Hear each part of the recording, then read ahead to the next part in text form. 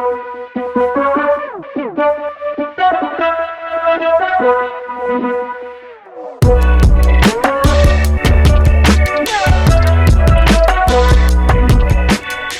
up guys, welcome back to the channel. In today's video we have a brand new build for the channel, and I have to get this done in a very specific timeline because this vehicle is going to go to my wife, so I have to get it done before her birthday, which is also our anniversary. So I have very limited time. I have just picked it up. I'm going to show it to you guys as best as possible without her noticing. It still has a car cover on it right now. I'm going to talk about all the damage, and right away we're going to get into the rebuild because I have so limited time. Let's get to the video.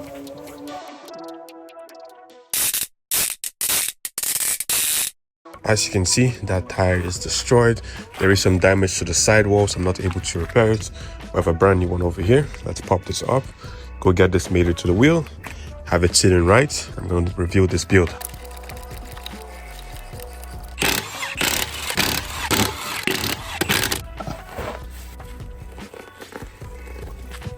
Down the tires of the vehicle, and that's damage to the sidewall over there. Let's go get this installed. A few moments later.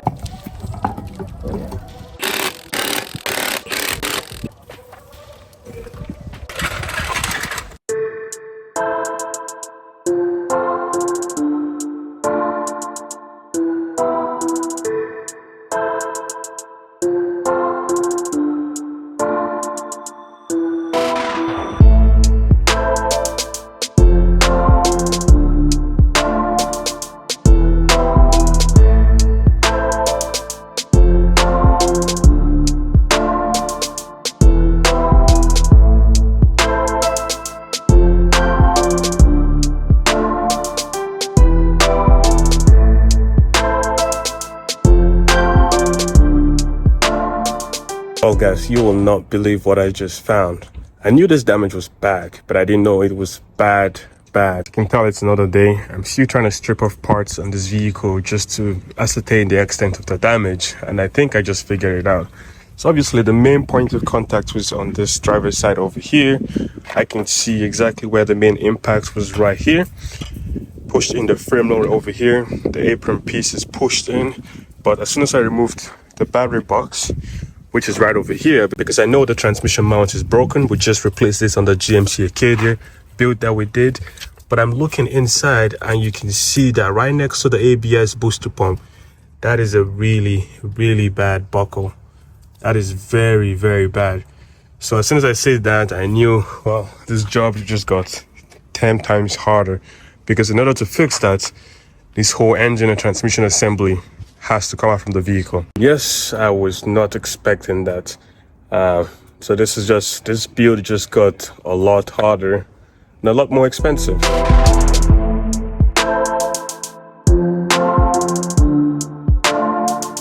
Alrighty guys, as you can see, this bumper is ready to come off. I think it's actually pretty much good. Yeah, we have it ready to come out now, and then we can keep taking more of the cooling system apart. To get to that transmission cover, like I said, I know for sure it's broken, so we can replace it and then be able to move this into the garage. I also went ahead and popped off the tire on this side. I removed the wheel liner or fender liner, and I go in here and I take a peek.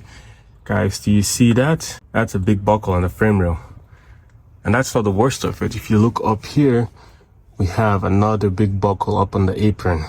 Super bad. I'm just getting hit with surprises after surprises on this vehicle. It's non-stop, and you can see there's almost a crease in the wheel well over there close to the strut tower. I'm not sure if that's the way it's supposed to be, because sometimes this vehicle have really odd designs, but for sure that is bad on that frame rail over there. Luckily, it looks like there's a place where you can section it back over here, right there. But it still means that the whole engine and transmission needs to come out on this vehicle. So if you're keeping scores, we're not just replacing one frame rail on this vehicle, we're replacing two. That's expensive.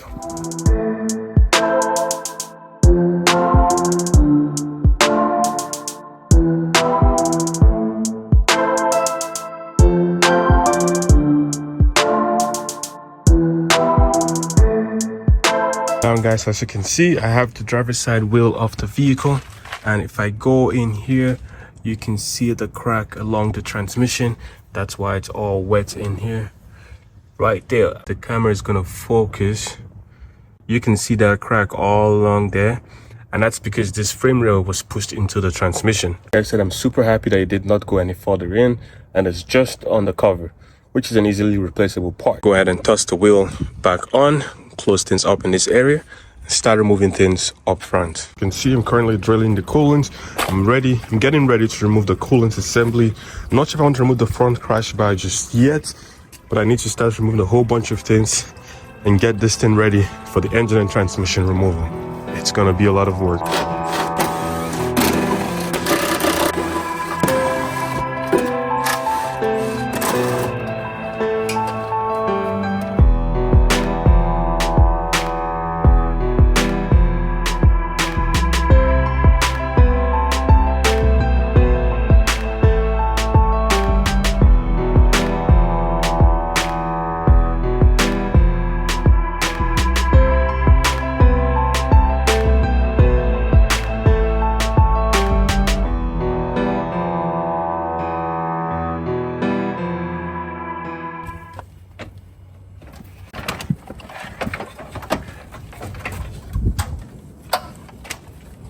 Now, as you can see, I have the coolant assembly completely out of the vehicle, and you can see how much this is completely pushed over. That's how much room we have on the right side of the vehicle, and there's almost nothing on the left side.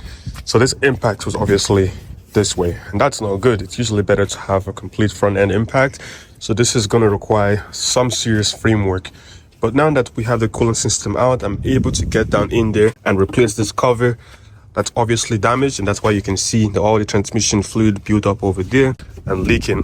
Also have another damage to the front transmission mount, as you can see right over there, so that's going to need to be replaced. Without much more talking, I'm going to start replacing that cover so I can fill this up with some transmission fluid, be able to bring this vehicle in the garage and start getting ready to remove this transmission and engine assembly.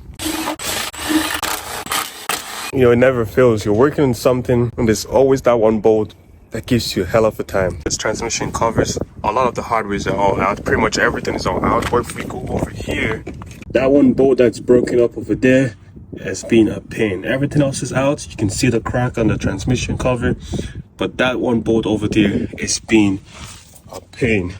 And it was a pain to remove the other ones, but they're all out. And there's almost no room to get to that one right down there. So I'm gonna keep working on it and hopefully I can get it out.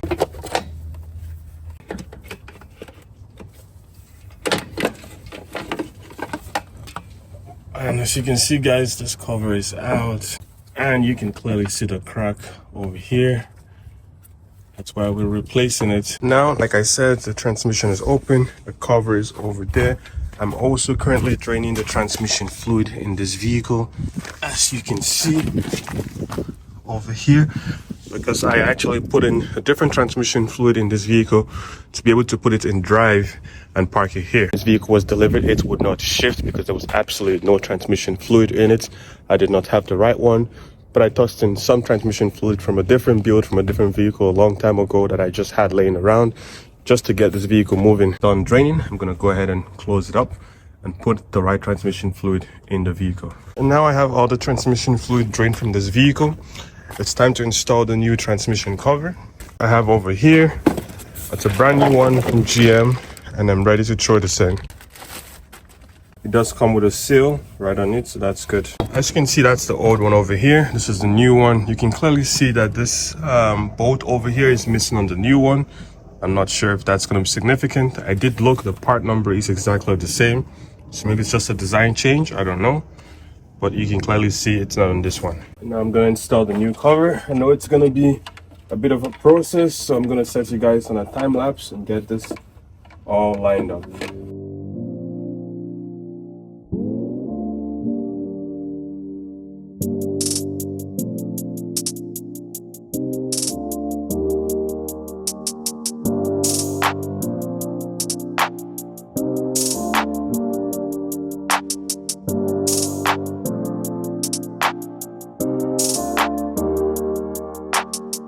Now, as you can see, I was able to install that cover. It was a mission. I had to use the pry bar and kind of move the transmission this way to get the bolts in. I was not able to get one bolt in, but I think that's going to be okay. It's going to be enough for us to get the vehicle in the garage and do the work we need. So everything is secured right now. I'm gonna go ahead and get in there, fill the transmission up, and we should be good to go. Transmission fluid over there from GM. I have my fancy make do transmission fluid filler. That's the hole in there. So I made this up a while ago and it works perfectly well. As you can see, it just goes in the hole and you can fill it up here.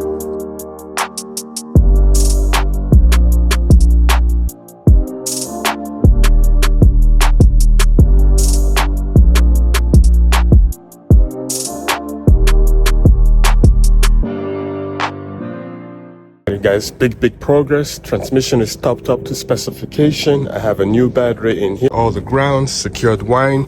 I also made a bypass for the transmission fluid because obviously if I start this up, it's gonna piss transmission fluid everywhere. So as you can see, I put a hose in here, put a zip tie. I hope it holds the pressure. I'm not exactly sure how much pressure goes through those lines, but I have it on that way, zip tie to secure it in place. There's a new battery, like I said, ECUs over here. So we should be technically ready to start this vehicle. So without much more talking, let's get to it. Now I'm just cutting the airbag so it's easier to steer the vehicle. I'm gonna do the same for that one so I can see, and we can move this into the garage.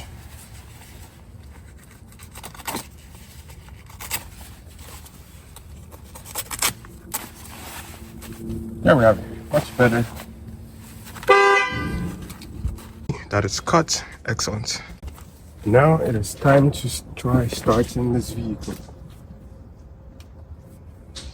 Beautiful.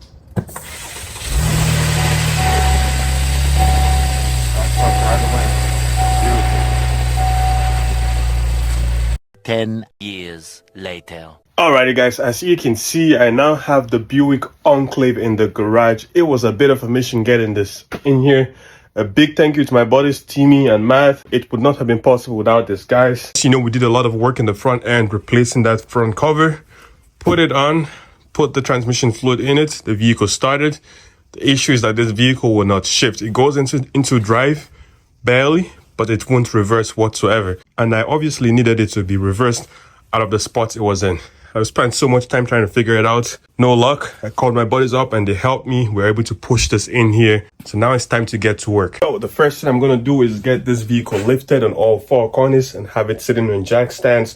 Because obviously I'm going to need to go underneath to disconnect the drive shaft and the exhaust. That's going to be fun. And then we can start prepping to remove all the whole component that needs to come off in order for us to remove the engine assembly. Get the jack stand.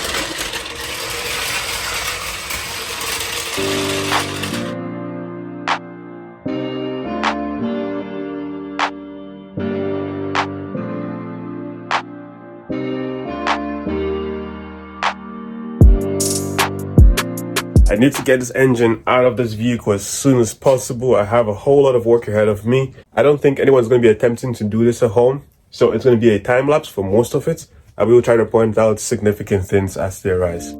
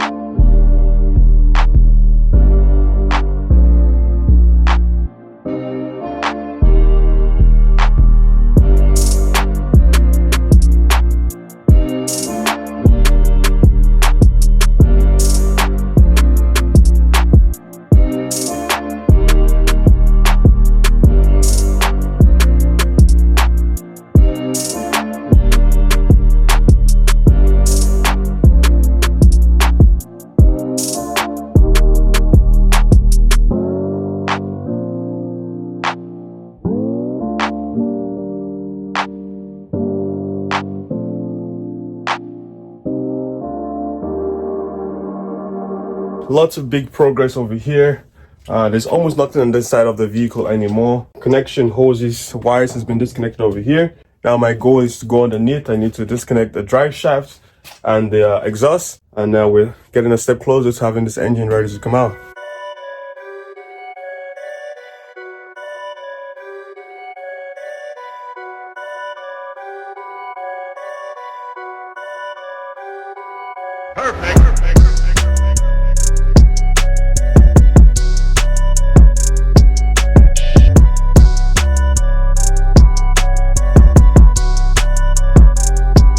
Now guys, I'm working on the right side of the vehicle. As you can see over here, we took the wheel liner out when the vehicle was still outside. I've disconnected the tie rod end, or the complete steering assembly over there. The axle is out, the sway bar link is out, and now this assembly is free on its own. I also disconnected the lower control arm down in there, so that's really good. I'm gonna go over to the left side, which is the driver's side, and pretty much do exactly the same thing.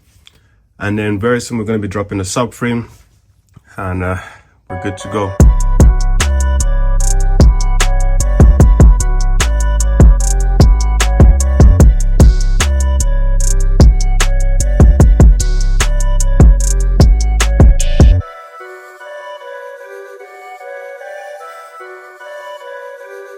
Now guys, I'm under the vehicle. This is the first exhaust manifold over here, and if I scoot in, you can see where the second one over there is. Now the problem is that for some reason GM in their infinite wisdom only decide to have a connection over here. On this second pipe there is nothing. That's the one connection over there, which is perfect, but there's nothing over there, and it's that way up onto that muffler box or resonator over there. So I'm not even sure exactly how I'm going to be dropping this exhaust right now, because it just doesn't make any sense. As you can see, I have gone ahead and soaked all the bolts and nuts in some penetrating fluid. Hopefully it comes out good enough. And for the exhaust, I will have to disconnect it all the way back in there, right there. A few moments later. All right guys, I can't get the camera down there, but as you can see, I have dropped the exhaust over there. It's removed from that area over there. I just need to pull it forward, and this assembly is ready to come out. The next I'm going to do is disconnect the drive shaft assembly, and I'm going to start removing the subframe, obviously after hooking up the hoist, and then see what needs to come out for this to be ready to go. I have the exhaust assembly out of the vehicle. I'm going to go ahead and start working on disconnecting the drive shaft or propeller, depending on where you're from. I have the drive shaft out of the vehicle. Inside the vehicle, I'm going to go ahead and disconnect the steering shaft, which is all the way down in here. As you can see, that's the bolt right there that has to be disconnected. And you can see my long extension, but I'm just gonna reach in there. Yeah, bolt is out, and that's good to come. And as you can see, I just disconnected it. It's not a lot of room, but you see there. In this area, I've disconnected the EVAP line. I've also disconnected the main fuel line, which is this line over here. This one has a quick release fitting, which is really good. But this one, on the other hand, you require a fuel line or AC disconnect too. I was able to use this blue one to get it off, so that was good. It's a bit of a pain just considering where it is, but you can definitely get it done. So that's the line. It's disconnected, as you can see. We're just getting closer by every single step we take to removing this engine. All right, so the same way we disconnected the steering shaft inside the vehicle, I'm now going to go underneath the vehicle and disconnect the harnesses that go to the main steering gear that controls pretty much the power steering system. Now underneath the vehicle, those two harnesses over there is what I'm referring to. It's a bit of a squeeze, but we're going to try to get it done. It's time to roll out the big boy.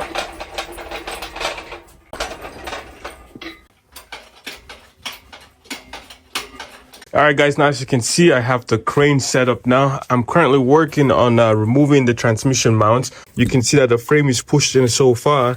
This is from me prying it. I can't even get to the other bolt over here, so I'm not sure how I'm going to remove that bolt at this time, but obviously it needs to come off to be able to remove the transmission and engine assembly. So there's 1, 2, 3, there's a fourth one over here, and then there's 2 more or 3 more over here. So I'm trying to pry this away so I can have some room to remove that bolt. And now guys, I was able to pry that out of the way. Now it's time to start removing all these bolts that secures the engine assembly.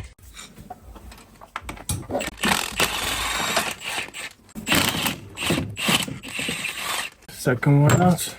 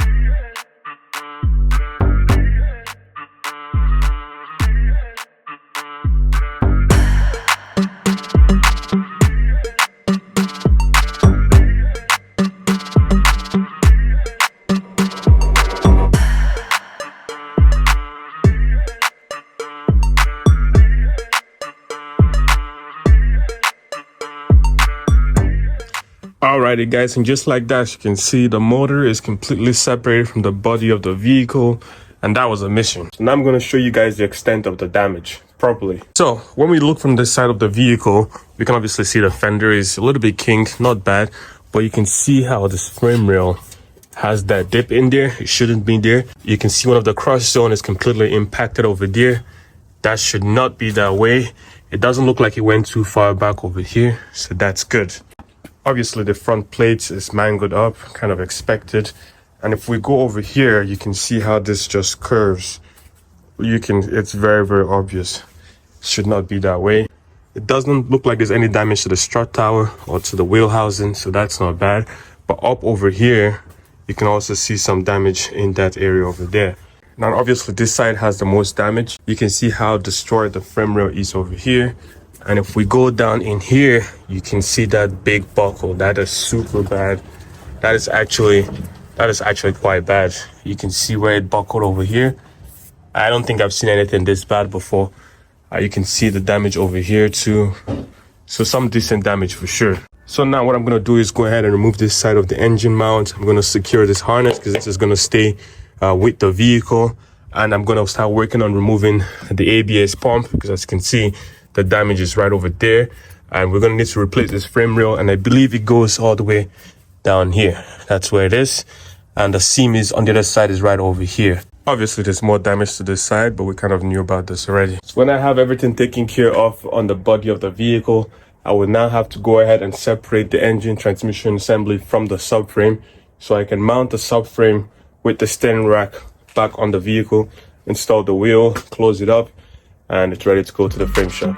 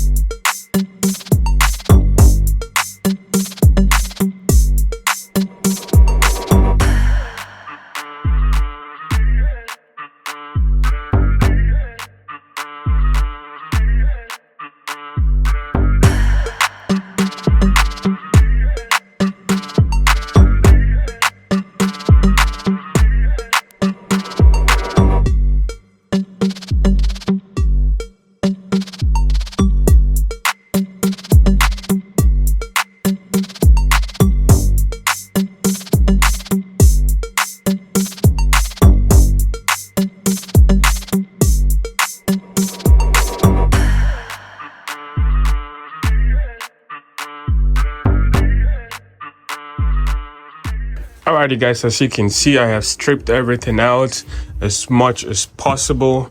It looks pretty much bare. There's nothing here. I removed the insulation parts on the firewall and on the sides over there just to get this as easy as possible.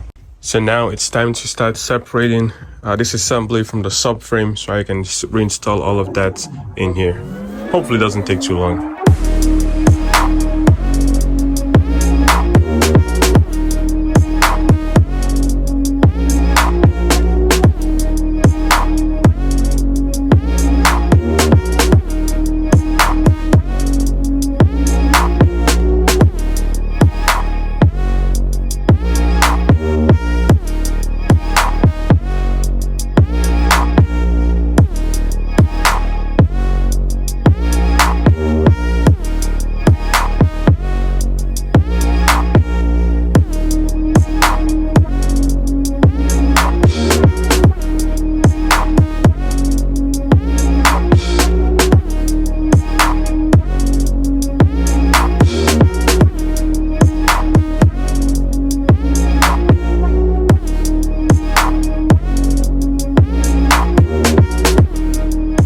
Alright guys, now as you can see, I have the subframe installed back on the vehicle. I have a feeling that this subframe is bad. It was difficult lining it up.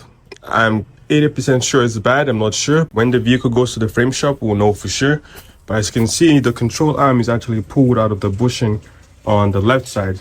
You can see what it should look like on the right side over there. So now I'm gonna go ahead and completely secure all the suspension components on both sides, toss on both wheels, the damaged reinforcement bar and the lower tie bar, and maybe even the upper tie bar even though it's damaged, and then we should be good over here.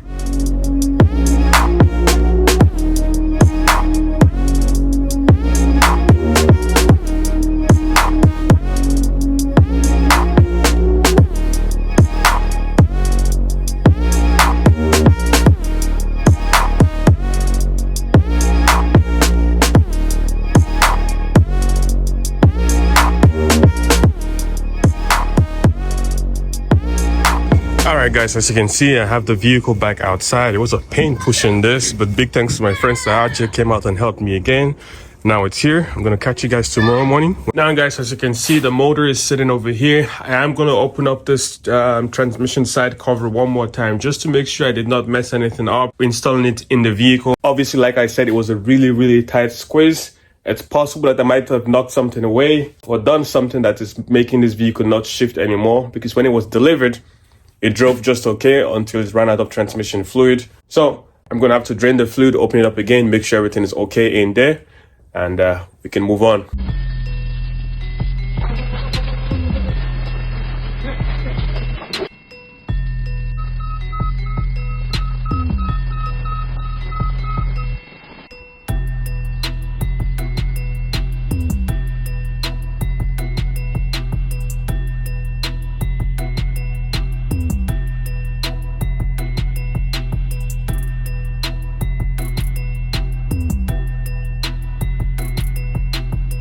Alright guys, now as you can see the setup, the vehicle is currently on the frame machine. It's getting pulled on all four corners because there's a lot of sway in the front end right now. But these guys are excellent. I've been working with them for over a decade and they know their stuff.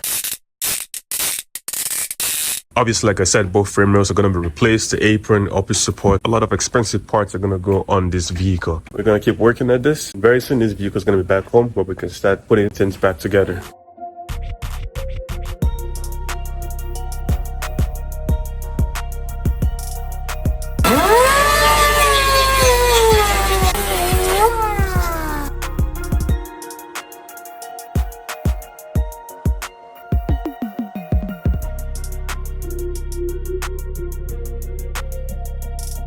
You can see we're currently fitting the left side frame rail. That's the original one that came off the vehicle, and that's the replacement one. We're gonna start working on that one right away. Lots of work, not enough time to be making videos, but I'm gonna just keep updating you guys with short clips like this so you guys know what's going on. Currently working on this side to remove this frame rail from the body of the vehicle and get the new one in. We're prepping the strut tower too for the upper rails to come in. We did also confirm that the subframe is actually bad, so I am waiting for a used subframe I ordered to get delivered, because we're going to need to transfer everything on here to the replacement subframe. This is not good to go back on the V. Like I mentioned before, we have the upper rail and the strut tower with the extension with the apron over there. So lots of parts, lots of work going on here, guys. I can't wait to start putting this together. And guys, as you can see, everything is now off the vehicle. There's no frame rails, no nothing. We have everything ready to go back in. All the metal is being prepped right now. Left frame rail or the right frame rail over here.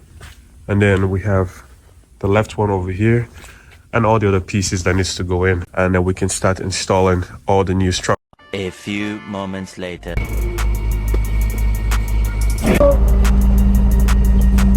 Alrighty guys, it's another day, and as you can see, I'm hopping back on this Buick Enclave. We just got it back from the frame shop. This was gone for a very long time because obviously it needed quite a bit of repairs. A very expensive build, but that's the way this goes sometimes. Sometimes you win some, sometimes still winning for sure. But let me show what I'm working with right now. It's now in the garage. I just popped open the hood.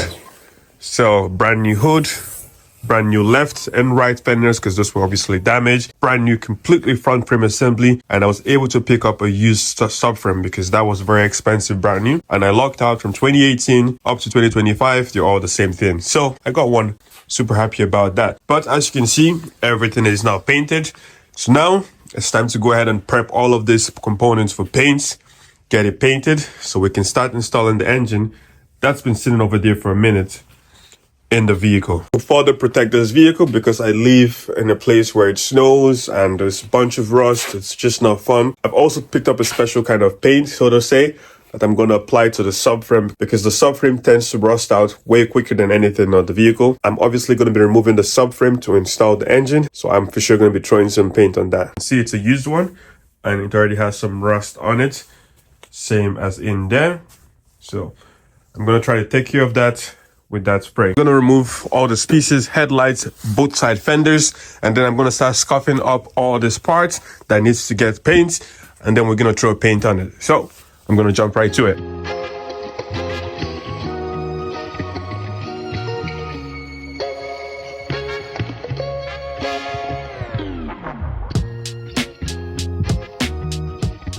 As you can see, I have both fenders off the vehicle. Go back over here, you can see all the areas that needs to be painted. This is well through primer, so that's good. Some other corrosion protectants. All of this black goo in there is also corrosion protectant, so I'm not sure I'm going to spray that just yet. It depends on how much paint I have left, but all these major areas would need seam sealer and all that fun stuff, same as this other side again. So paint and seam sealer in all the joints, and same thing over here too.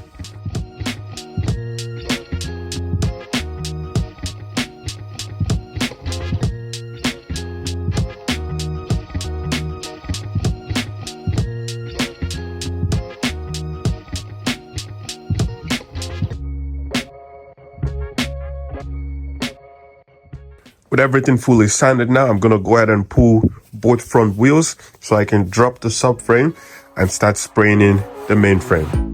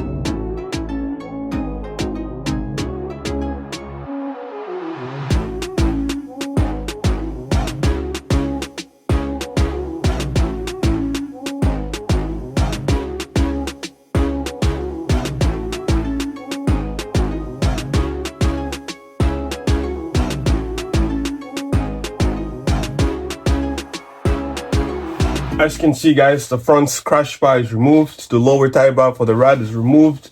I've also dropped the subframe in the front and the rear, but I forgot one key component, and that's disconnecting the steering shaft. I've spent 5 minutes trying to figure out why it's not dropping. until it's right in front of me, but I completely missed it. But now I have to go into the vehicle and disconnect the steering shaft so I can be able to drop that subframe assembly. So obviously the steering rack is still mounted on the subframe. So let's get that done. Then I'm gonna go ahead and remove the subframe and we can get to painting.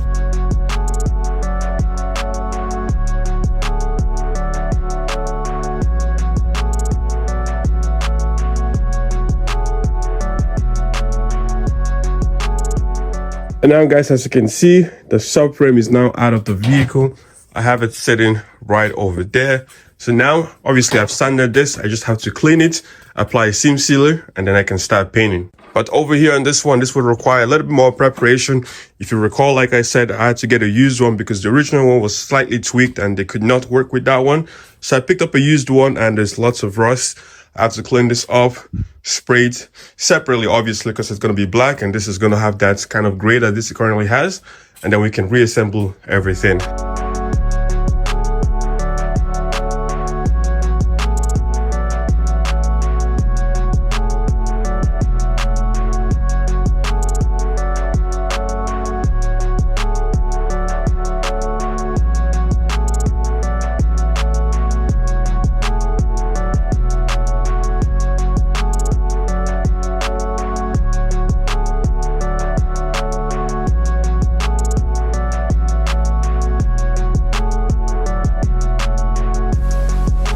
And just like that, guys, as you can see, we're all glued up. Well, seam sealer.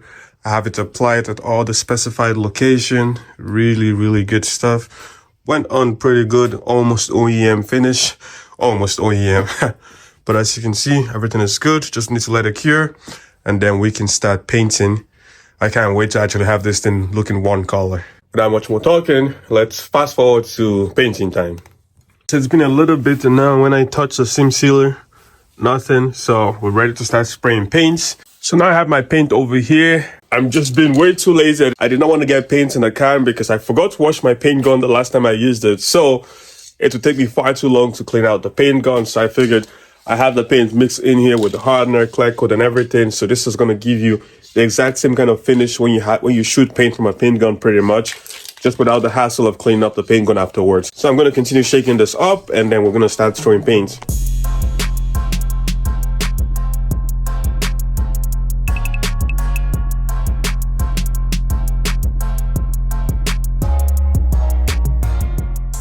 And guys, just like that, as you can see, we have the right side of the engine bay all painted in. Haven't touched the left side just yet, but look at that, looks almost OEM. Again, this tends to not come fully painted from the factory, just so you guys know. It's just pretty much primed and then roughed in and it's sent on its way. So this looks much better than what it did originally. So while this is curing, I'm gonna go ahead and start spraying this side and obviously the upper tie bar. I'm not going to be painting the crash bar, no real need to do that, and then we can start slapping things together.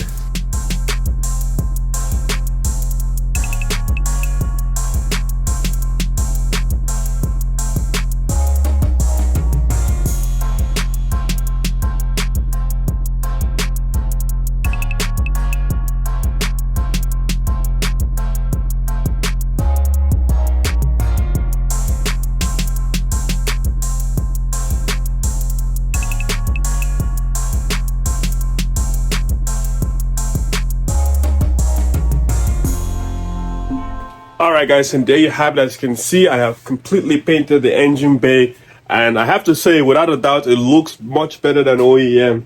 The paint match was 100%, everything is covered. I'm just super happy about that. Now, before I can start reinstalling things, I gotta figure out why the transmission will not shift. If you do recall earlier in this build, I was attempting to remove this vehicle into the garage and it would not shift for some reason. I did install a new transmission cover. It's quite possible that I might have knocked something out of place when doing that. I'm not sure. So I'm going to go ahead and open the transmission up, take a look at it. If I'm satisfied with what I see, then I might close it up, reinstall it, see if it fixes itself. If it doesn't, then we might need to do some more diagnosing after that. But first, let's open up the transmission and see what it looks like in there.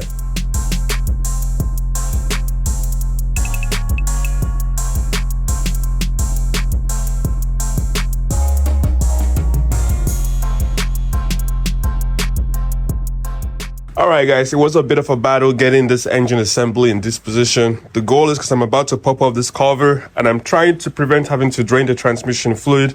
So I'm trying to minimize or pretty much expect that no transmission fluid leaks this way because the engine is completely tilted that way.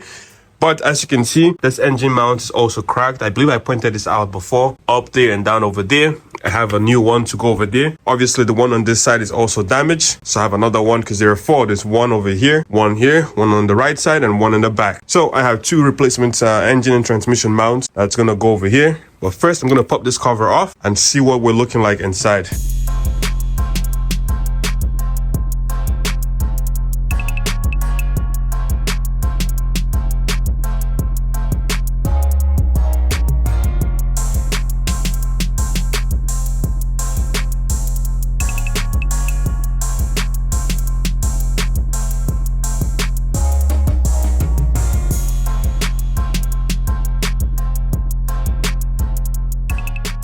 So what you've seen me basically do is test resistance on all the solenoids. I've tested every single thing and taking into account the temperature difference, everything appears to be okay.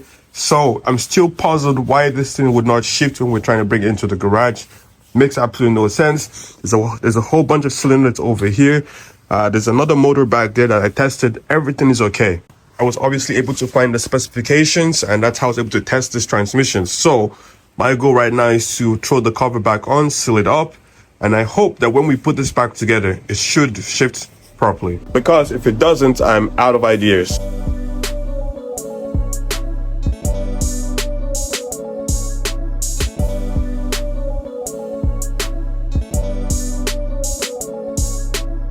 And now guys, with everything closed back up and secured over in the transmission area, I'm going to go ahead and replace this front engine mount. I have a brand new one I picked up from the dealership and it's over here in this box.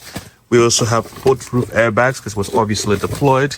And here's that brand new transmission mount. So let's pop it on that engine assembly.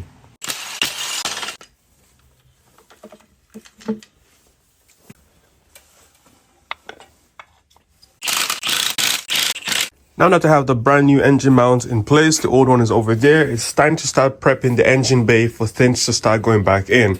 Before I install the engine assembly, the AC lines has to go back in, the ABS module and all that fancy stuff. So there's quite a bit of stuff that needs to go back in before I throw in the engine. So let's get that going first and see exactly what else we have to do.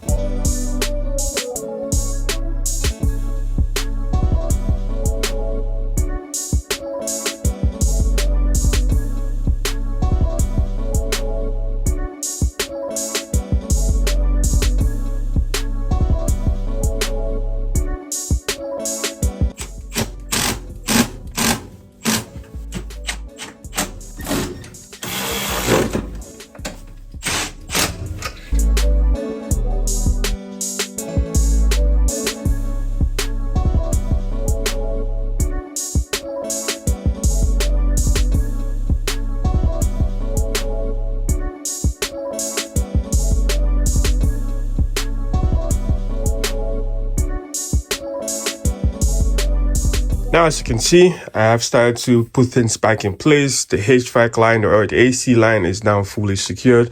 I had to clean up those O-rings and apply some lubrication to it so there's not going to be any leak, fingers crossed.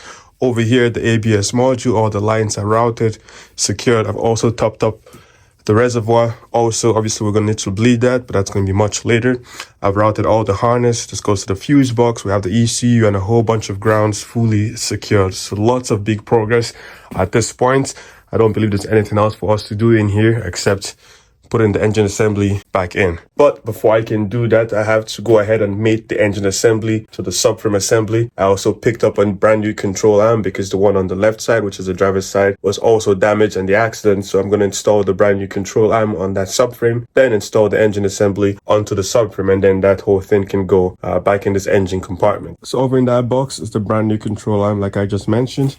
That's going to be replacing this one because, as you can see, this is not fully secured, or it's not secured in the right position anymore.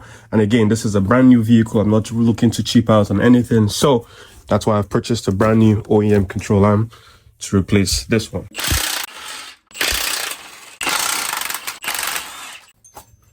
Okay, damage control arm is off. Looking at both control arms, I don't see anything wrong with this one. I know it's slightly tweaked over there, like that bushing is not fully seated, but everything appears to be straight. But again, like I said, it's not worth running the risk. I have the subframe out right now, so this is the best time to replace it. So I'm gonna go ahead and take this brand new beauty and toss it on the subframe.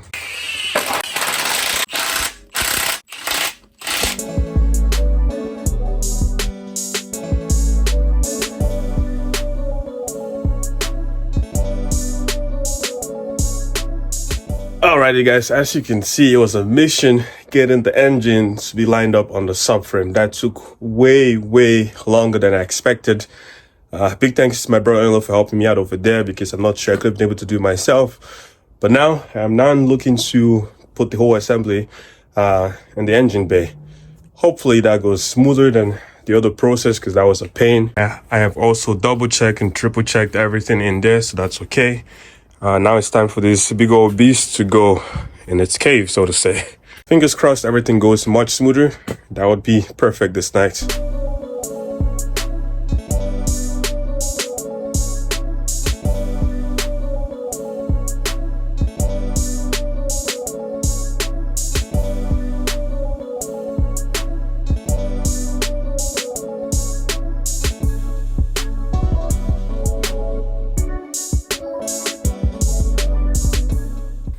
Alright guys, now as you can see, the engine is now in the engine bay. I have it pretty much loosely fitted. All the bolts at the lower subframe is all secured. I'm about to start installing the engine mounts. This is the one for the right side. There's a new one for the left side because that was also damaged. So I'm going to throw that in. So I'm going to start from over here, lower the engine because it's still being secured by the hoist. Lower it in. This space is going to fill up real quickly, and then I can start throwing the engine mounts in.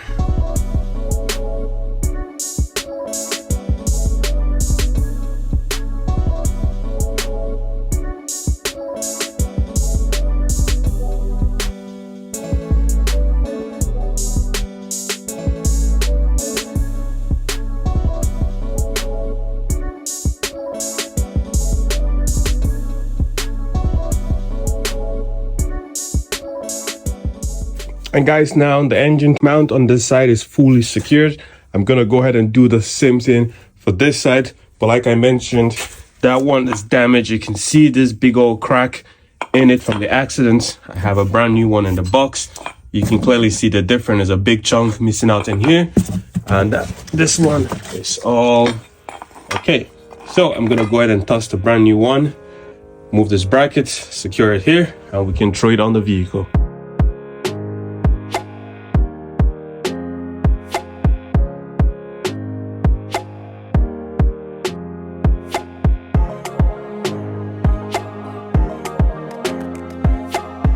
With things looking slightly much better up front here, I'm going to go ahead and perform the nasty task of installing the exhaust manifold under the vehicle and the drive shaft. As you can see, I'm currently running that Bluetooth drive shaft. Let's go ahead and fix that and install the exhaust while we're at it. It's a bit difficult to get this on video, but I'll show you the end result when it's all done.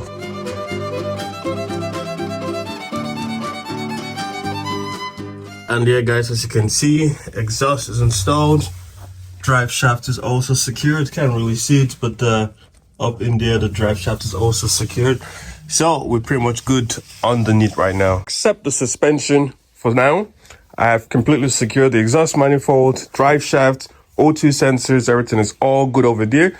Now I'm gonna go ahead and secure the suspension on both sides because everything is just loosely fitted. The axle, control arm, up, everything is just loosely fitted in there.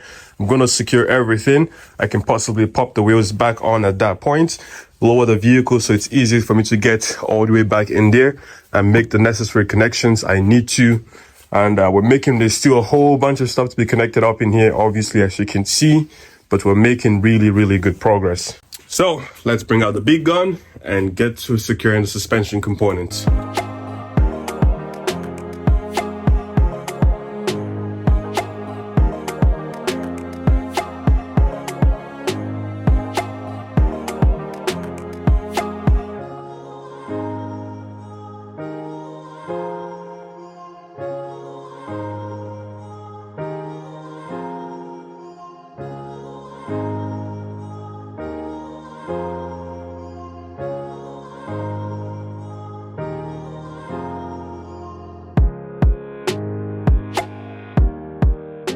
all the coolant hoses for the HVAC is now fully secured to the auxiliary pump over here and to the engine, and obviously to the coolant reservoir.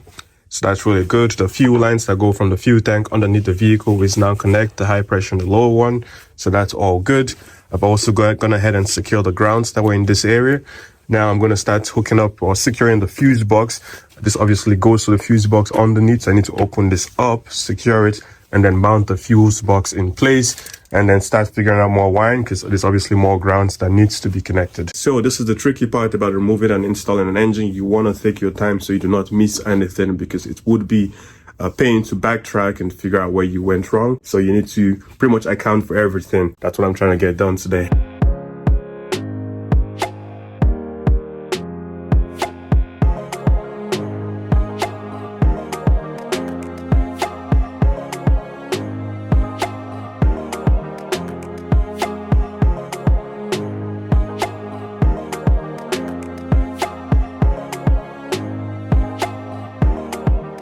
Now the fuse box is fully secured. I just need to pop in the cover. First you gotta lock the stab in like so. Almost sounds like you're breaking something, but it's good to go. And cover goes on. So that baby's fully secured now. We still have a whole bunch of harnesses that needs to be secured. The main connector from the dashboard to the engine compartment is also connected and secured down here. So we're just gonna keep going, keep connecting stuff, because there is quite a bit of stuff to go on. And again, like I say, the small details cannot be missed, because if not, you're going to spend so much time backtracking, trying to figure out where you went wrong. But I'm super happy with the progress I'm making over here, and I'm going to keep connecting stuff till there's almost no connector to connect pretty much.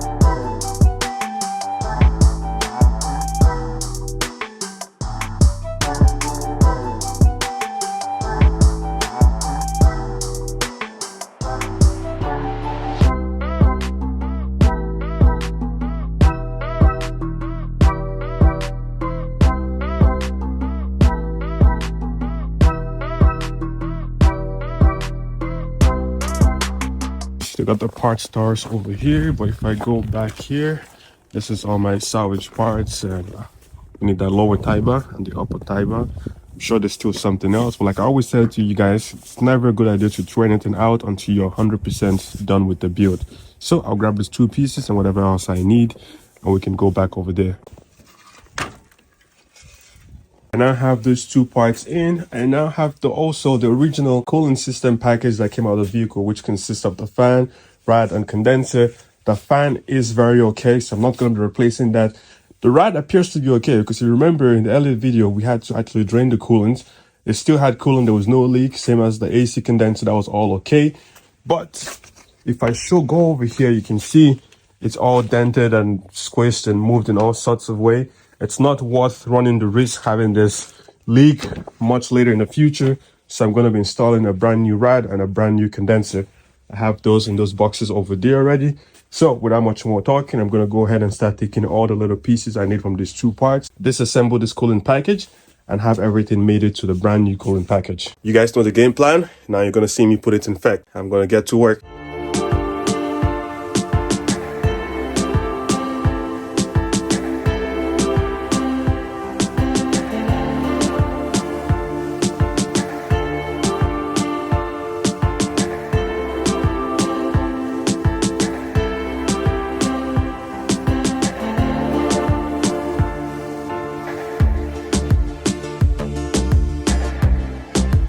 All right, guys, and there we have it. Old one, brand new. You can clearly see the difference. You can see how this bowls like a banana over here, and this looks pristine. So now I'm gonna go ahead and toss this on the vehicle, secure it in place, connect all the hoses for the AC, coolant, everything, wiring for the fan, and then we can move up to the upper tie bar and secure that one too. So let's get this over there. It's quite heavy, but not bad. Now I can start securing everything. There's a lot of components that has to go. Oh, look at that ice. There's a lot of components that has to go in here, so I'm going to set you guys to a time lapse and secure everything.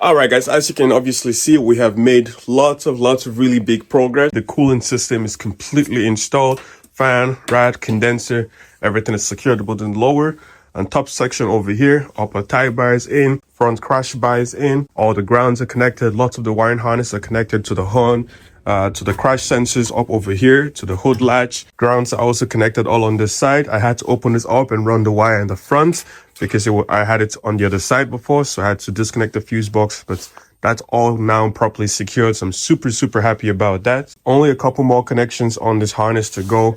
This is for the top headlights, this is for the windshield washer reservoir and the lower headlights.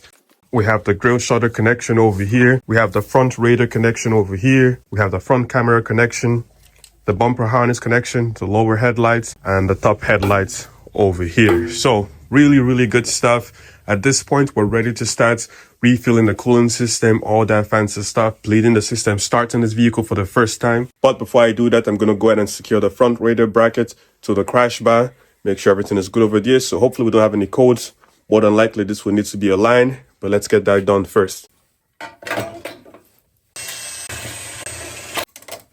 And now with the front radar fully secured, it's time to throw some coolant on the vehicle. This is concentrate, so I'm going to go ahead and dilute it 50-50. And then we can pull vacuum on the system, make sure that there's no leaks, and then we can start refilling it with some brand new coolant. So now with my coolant already mixed, ready to go in, I'm going to go ahead and pull the cap, set up the pressure kit, pull vacuum, and then start refilling with some brand new coolant.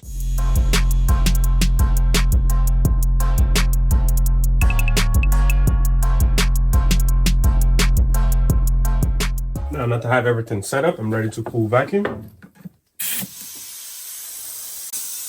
Right over there, it's slowly rising. We want to get this to about 15. So I think we're okay over there. So I'm going to go ahead and close the valve and then pull the line. And then basically we just want to hold this here for about 5 to 10 minutes. If this does not drop, then we're okay. If it drops, then we have a leak, and then we have to start checking all the hoses, right? Make sure we have everything secured properly. And back in about 5 minutes, and we're gonna see how it looks. And alrighty, guys, it's been way over 5 minutes. I think I had it sitting for 20 minutes, but as you can see, we're still exactly where we were before. I have the coolant jug over here. I have the hose plumbed. I just need to pull this connector up and then connect this one. And as soon as I open the valve, you're gonna see coolant flowing from the coolant jug over here in. Pretty cool stuff. So let's see this. And right away, it just starts going in. So we're gonna keep an eye here, make sure we don't run this dry, because if not, we're gonna introduce air back into the system again, and we don't want that.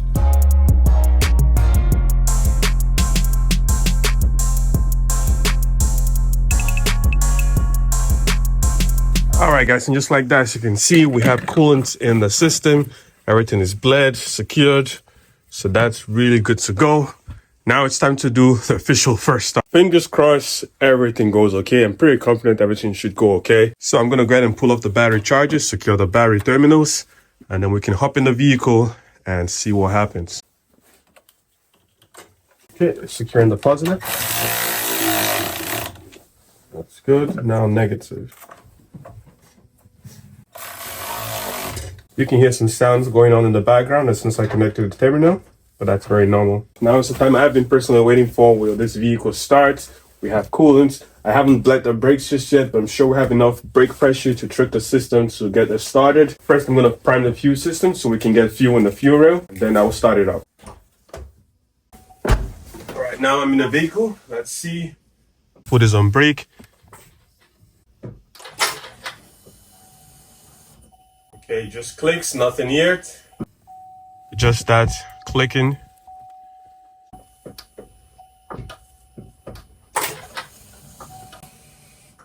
Okay, no starting, it's not starting. It's not even cranking or anything. Everything's just flashing.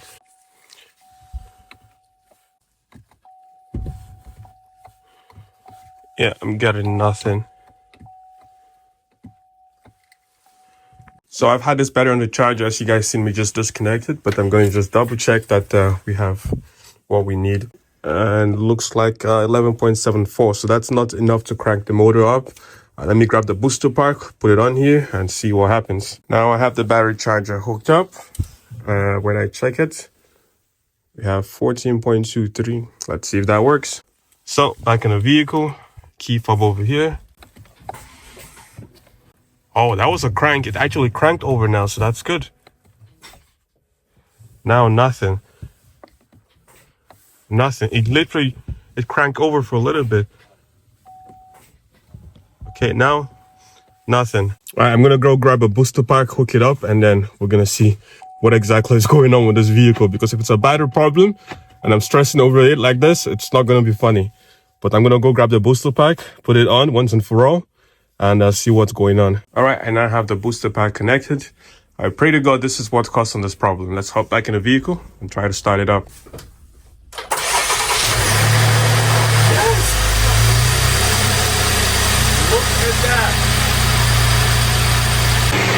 Oh my goodness, guys, did you see that? No hesitation whatsoever. Started right up. That is absolutely insane. I'm gonna go ahead and disconnect the booster pack, but that is absolutely crazy. No hesitation whatsoever. Everything sounds good, beautiful. Oh my goodness. Alrighty guys, as you can see, that is super good news. This vehicle started. I'm super happy about that. We have won the battle, but have we won the war? If you remember, we had difficulty getting this vehicle into the garage. It would not shift for some reason. Obviously, open up the transmission when the engine assembly was out of the vehicle, and everything appeared to be okay at that point. Now I'm in the vehicle. I have the chargers connected to the battery. I've also gone ahead and hooked up the scanner, and it's lit up. I'm going to show you what I'm seeing right now. So as you can see on the scanner over here, this vehicle has 29 modules, so not bad, but we have over 88 faults. So I'm going to go ahead and clear this, restart the vehicle, rescan it, and then see what comes back. And that way we can know exactly what's active, because a bunch of this is going to be just stored fault code. But almost all the modules on this vehicle has a fault code on it. And if we go into the list of codes, you can see, obviously, we don't have the bumper on. The temperature sensor is not connected. I also went ahead and disconnected the fan because we don't have the ambient temp sensor. So the fan was on full speed. That's not good. Looks like we still have that fault code for unable to engage reverse gear. So that is not good at all. We have lost communication with cooling fan and active grill. So all of that is okay.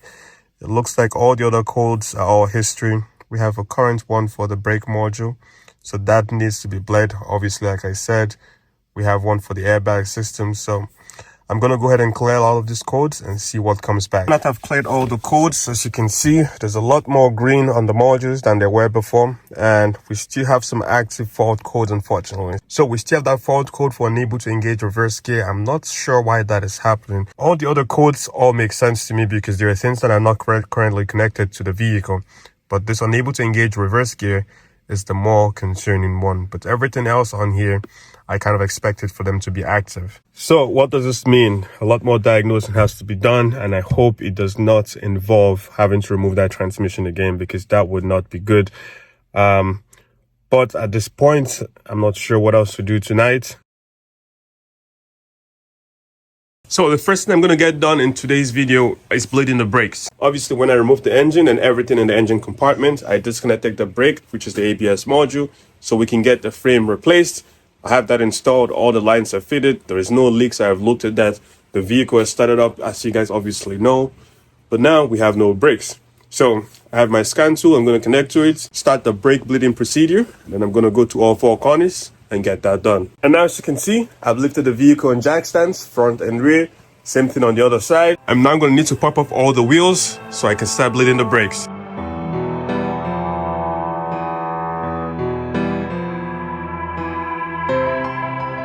Now, as you can see, I have all the wheel pulled off. Same over there, and same on this side too. So now we're going to hop into the vehicle. And now we're going to start up the ignition. Just press and hold for 10 seconds and it's going to power on. And there we have it. So now with everything powered up, I've also hooked up the diagnostic tool. I'm going to go in here, ABS bleeding. Do all this fancy stuff. You know, it's pretty interesting how they make it difficult for you to work on your vehicle now. Back in the days, you could just bleed your own brakes. You on the body, Saturday evening or afternoon, just bleed your own brakes. Now you need fancy tools to get the same work done. But now we're at the right spot. So that's the brake control module, actuation test, automatic brake bleed, and let's see what happens. So now we have the specified PSI to set this to 300 kilopascals, which is about 45-50 PSI if I'm not mistaken. So I'm going to hop outside and get all that set up. Then install that one with the fitting that comes in my kit. We have our brake tool. Hook it up. Now we need to get it to about 50 PSI. So now that I have everything done up front, if we go back inside, we're going to click OK and watch it do its thing. Yep, you can hear that. And we have the ABS light on now, so it's clearly working. We're gonna wait for it to finish its thing and then get going.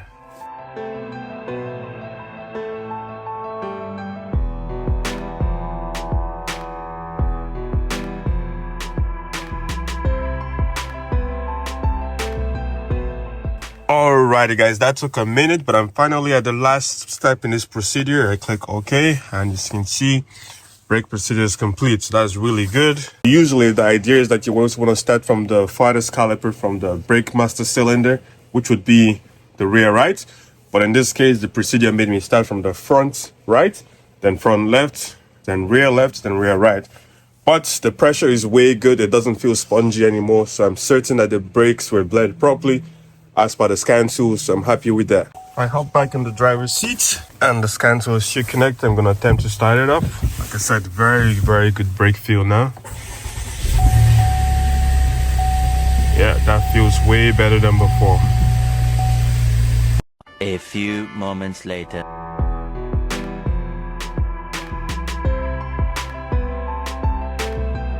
Alright, well guys, we're over at the dealership right now. Just picked up a whole bunch of parts to get more repairs done on the vehicle. Right guys, when I'm back home working on the Buick, as you can see, I have picked up several parts to go on this vehicle. In this big box, we have the dash panel, which is going to be our mission. If you remember, the dash panel is deployed. So we have a brand new one from the dealership that's going to go in the vehicle. But first, I have some component that's going to go in the front of the vehicle, and I'm going to get to that.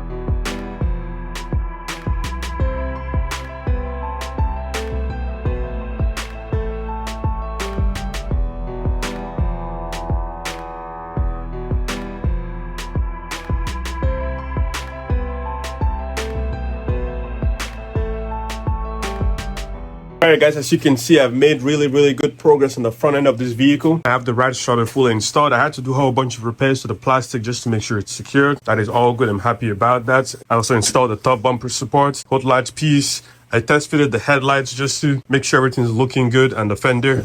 And that's all good over there. As you can see, I'm still waiting for a whole bunch of parts. The front windshield washer reservoir, this side headlights, I'm still waiting for those pieces to come in. Front bumper is also on back order, so I can't really do any much more work on the front end of this vehicle for now. I'm gonna hop inside, start preparing to perform the dash panel replacement, which is quite a task. If we go in here, you will see a lot of parts has to come off to replace this deployed dash panel, or the deployed airbag in the dash panel. So I'm gonna get to work, start popping out things, and then we can get this dash panel out of the vehicle.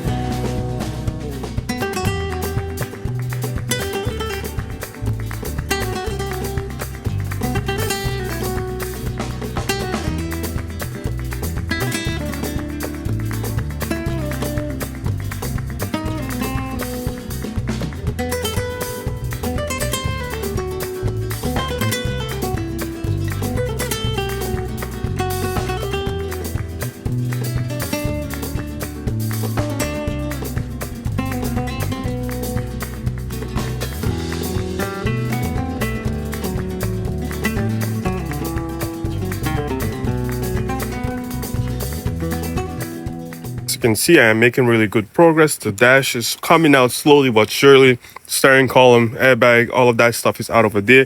I'm getting ready to move this console out of the parts I've taken off the vehicle so far. So we're making really good progress. Still have a whole lot of work ahead of us. I'm gonna get to it.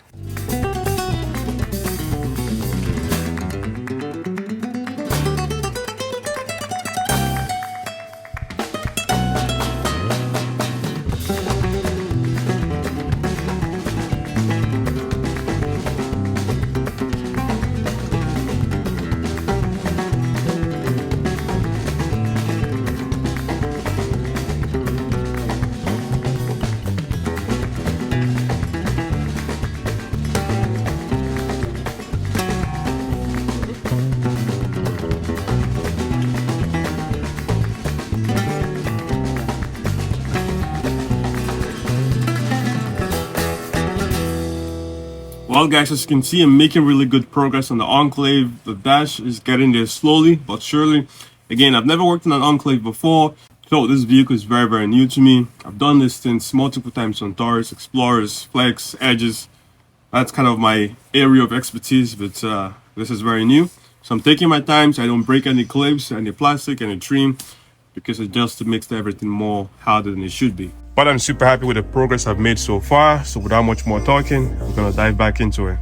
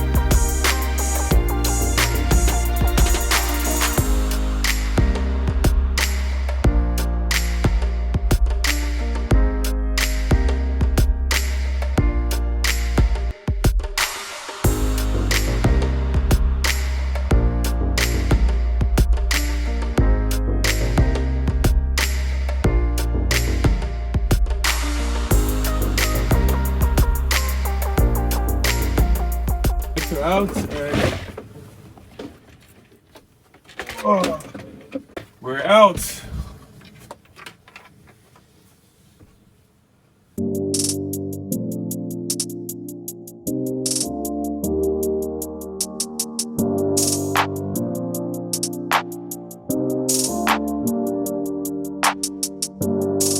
That was no easy task, guys. As you can see, the dash panel is now out of the vehicle, and I gotta tell you, this is one of the more tougher ones I've done, and I've done quite a few of this. This was definitely a mission to get this out. There's some areas where I believe they expect you to remove the windshield just to get the hardwares out. Right at the back of that HVAC duct over there, there's a place that the bolt should go, and it's almost impossible to get to it. This should be a better view. You can see that, that's one.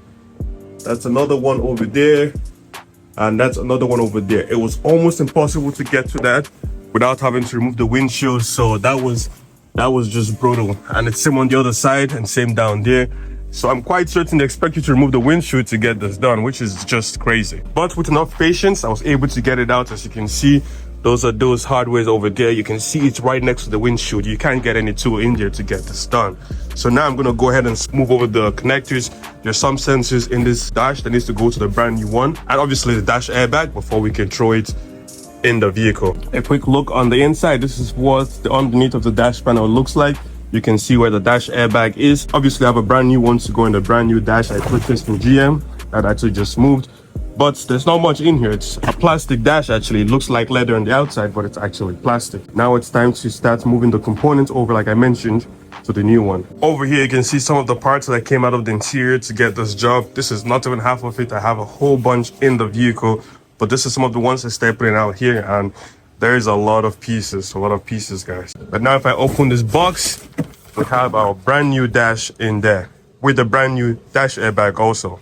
Obviously, it doesn't come as a set when you purchase it. This were two different purchases, two different parts, and it was quite a penny. But I could not find any used dash that has the heads-up display, because this vehicle is the Avenir. It does have the heads-up display, and it's a feature I like to keep. Over on the driver's side, right on the top corner over there, that's the heads-up display. And I know this because I initially purchased a used one, which is underneath here. And as you can see, there's a difference right over here. It's the area for the heads-up display, and that one does not have it. So I purchased this used one before I had to go get a brand new one. So that is a perfectly good dash. I could possibly go into another build at some point in the future. But now, this is the one I'm going to be throwing in the vehicle. It's brand new from the dealership, and it has the heads-up display. So, let's go. First, I'm going to start by installing the brand new dash airbag. It's simply in here, like so. And over on the original dashboard, there's a sensor that goes over here. It just snaps out. That needs to be removed. Easy peasy, just like that. And now I'm going to reinstall it in the replacement dash. Now that's done. It's time to get the dashboard back in the vehicle. This is going to be fun.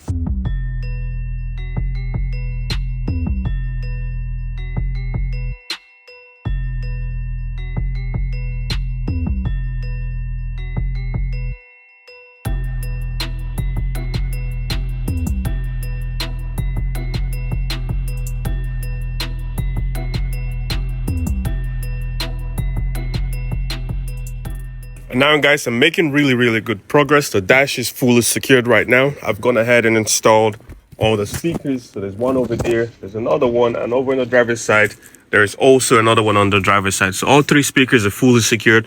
Dash is secured. HVAC system is fully secured. So now comes all the trim panel. There's still a lot of stuff to go in here. I see I have quite a bit of parts over there and quite a bit of parts over here too to go on the vehicle. So I'm just going to keep throwing parts on until we reach the finish line.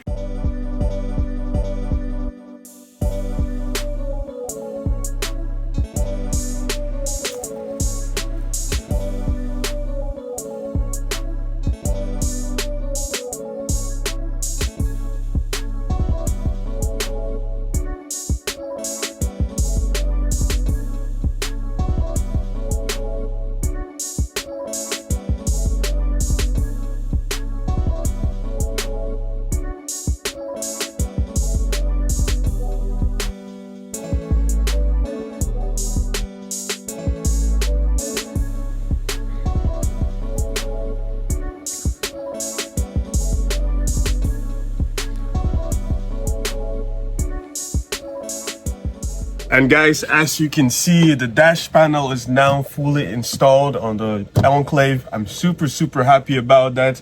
It was a bit of a task to get this done, but I'm very happy with the way it turned out. As you can see, there's nothing sticking out of here anymore, and this is the proper way to get it done. I'm gonna put some power to the vehicle just to make sure everything's all right. I am pretty confident I got everything done right.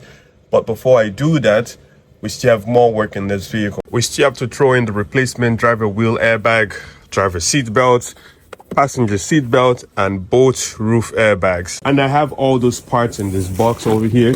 I was able to get 2 used airbags, roof airbags, as you can see. I was also able to get a great deal on the driver wheel airbag used, so that's good. And I have the brand new seat belts over here because most of the used seat belts were all black, and as you can see, the interior in the vehicle is not black, so I had to go brand new for those ones.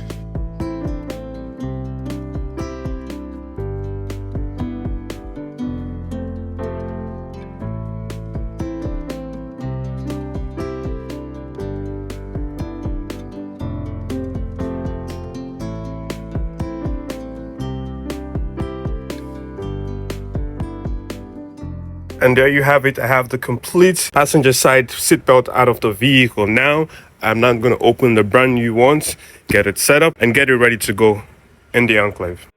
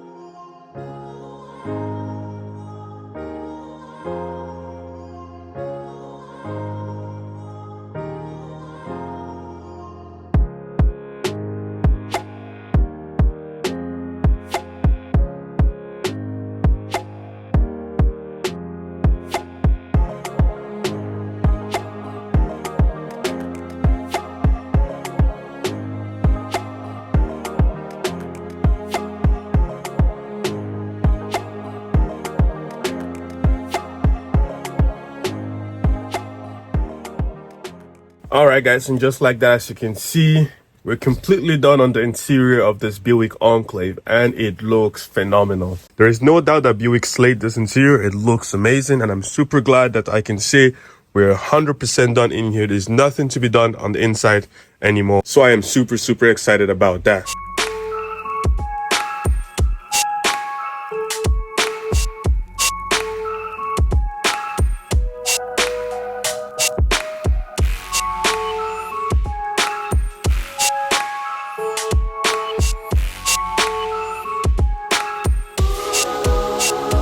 But with all the work that's been done on the Buick Enclave, it's still quite unfortunate that we have a bigger problem. And that is we're unable to engage the reverse gear on this vehicle. So pretty much the transmission is no good. I'm currently in talks with my local GM dealership. I'm trying to see if there's anything that can be worked out to get a replacement transmission for this vehicle. Considering this vehicle only has 6,000 kilometers, that's about 2,000 or 3,000 miles, whatever it is. I'm going to put up on the screen. So it's absolutely insane that the transmission will go on a vehicle this new. But hopefully, I'm hoping to hear back in the next couple of days from them. I'm hoping we can come to a reasonable conclusion. Some kind of assistance, any kind of assistance would go a long way because a new transmission for this vehicle is very expensive. All right, guys, it's delivery day. As you can see, I just received a brand new transmission from GM.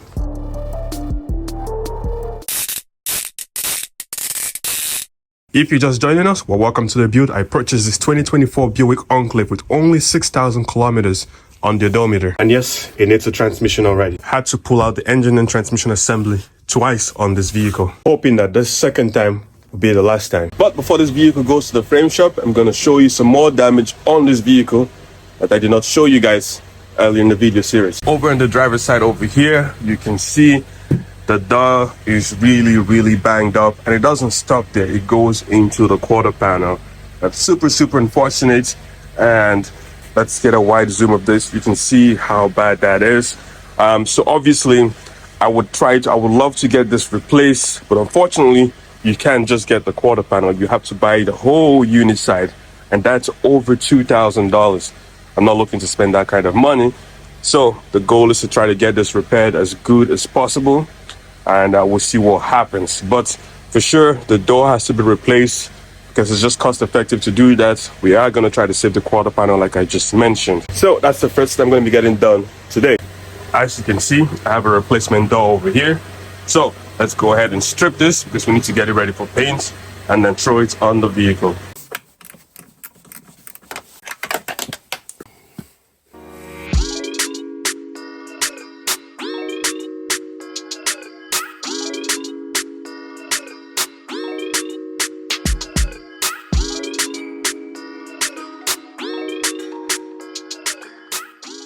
And now, guys, as you can see, I have the damaged door over there. Sometimes when you work alone, you gotta come up with the best way to get things done. So I was able to use the floor jack to hold this in place while I remove all the hardware. That really helped a lot. Actually, a lot better than I actually thought it would work. So I'm super happy about that. And now the Buick is looking like a Jeep Wrangler with no doors in there. But as you can see, the damage on the quarter panel is actually not very bad. With the door out, you can see it's mostly just the skin. A little bit in here, but nothing that cannot be fixed. This main area where the reinforcement piece would be is not affected in any way. So that's really good. But now over here is our replacement door. I thought it was the same color as this one, but it is not the same color, unfortunately. It looks like it's the same, but it's definitely not. So this is going to need to get painted. So when I install this on the vehicle, I'm going to need to strip everything on the inside, so we can paint both the inside and the outside. So without much more talking, let's dive back to work.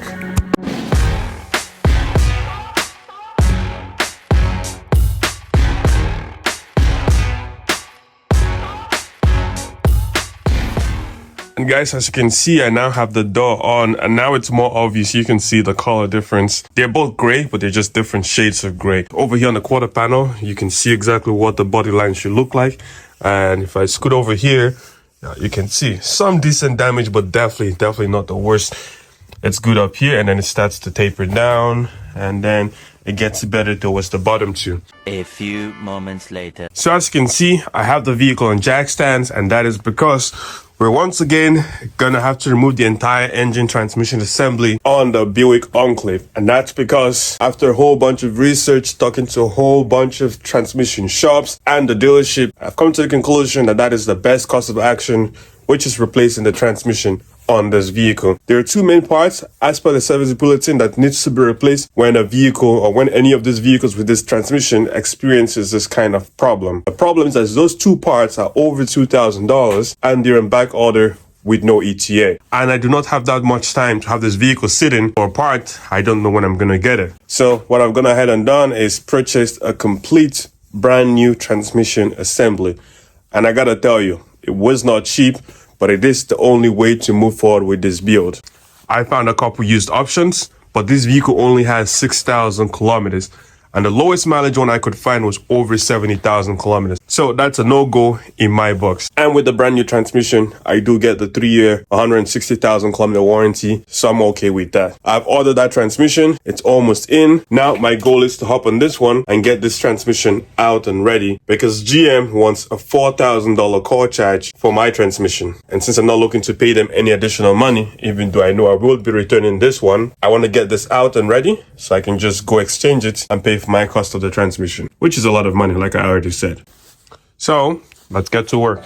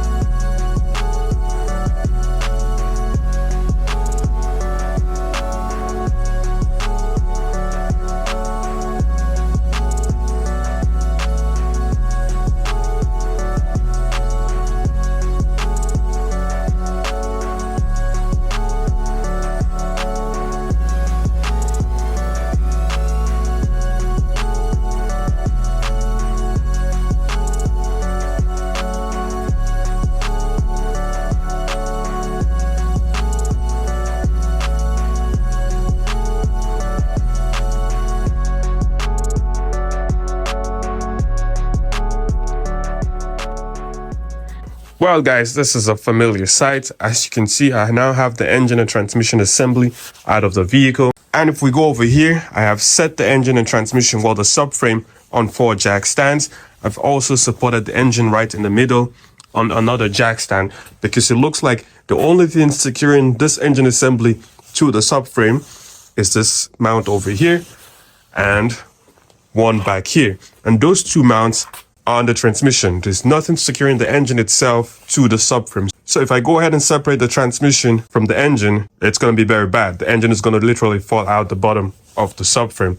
So what I've gone ahead and done is strap it on all 4 corners to the subframe to hopefully secure the engine to the subframe when I separate the transmission. But before I can go ahead and separate the transmission, there's a whole bunch of stuff to be disconnected. The power transfer unit in the back over there has to be disconnected. The front transmission mount over there has to be removed. Then I'll proceed to remove all the bolts that's securing the bell housing to the engine.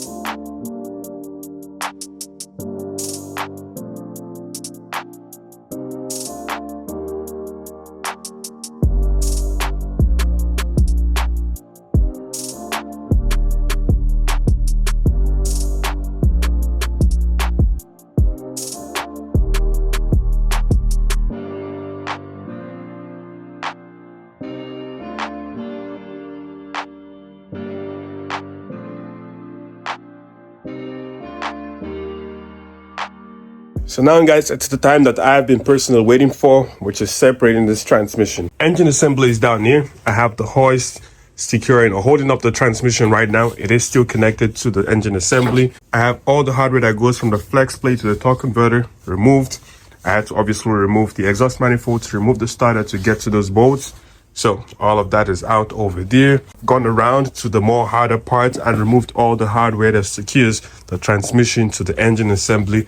So right now there's just only 3 hardwares, and there's one over there, one there, and one there. So when I remove that, ideally this whole assembly should separate from the engine if I've done everything right. And then I still have quite a bit of components to get off of this transmission before it's ready to go back to the dealership as a core.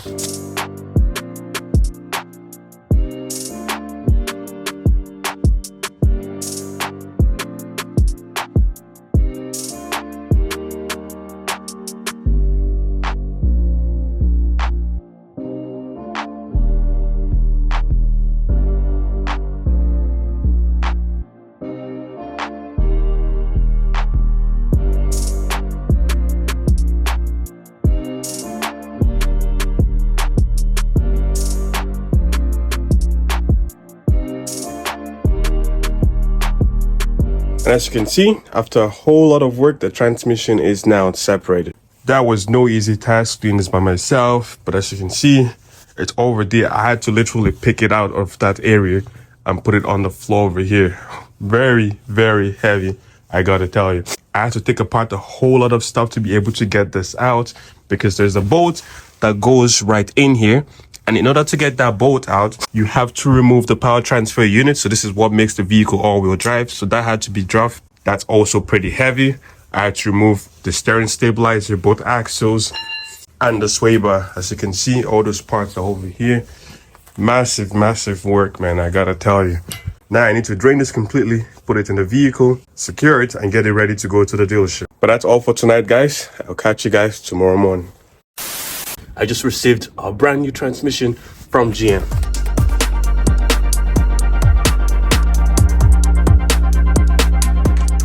In this video, I'm hopefully going to get this vehicle running and driving for the very first time.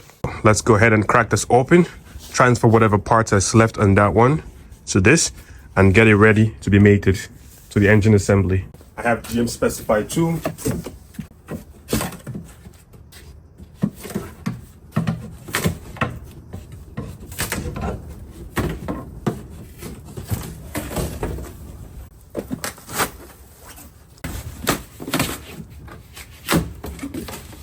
I just seen this hardware over here, so I actually don't think you need to remove this cardboard. It's my first time opening a brand new transmission, and hopefully it's going to be the last time too. So let's get that going first.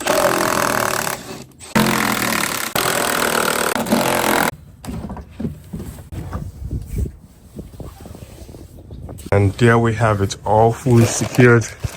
I can't wait to open this up. It's going to be brand new. So hopefully it should take care of the issues I was having on this vehicle. Only 6,000 kilometers on the original transmission. It could have possibly been repaired, there's no doubt about it. But the two parts that GM recommends you replace for the failure that this transmission has experienced are both on back order.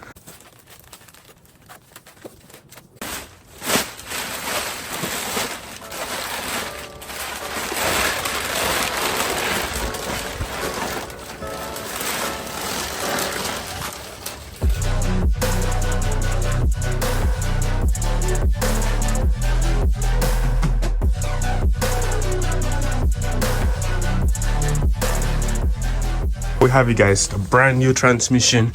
It looks brand new compared to this one, that's for sure, but you can clearly see it. This was not cheap by any means necessary. So if you enjoyed this video, subscribe, drop a like, go purchase some merch to help support the channel, and we'll keep getting builds like this. It's time to get this transmission out of the crate because the old one needs to go back in there, back to the dealership for a call, so I can get my over $4,000 back, because that money is still much needed to get this vehicle back on the road. Found this to be the best way to get this out.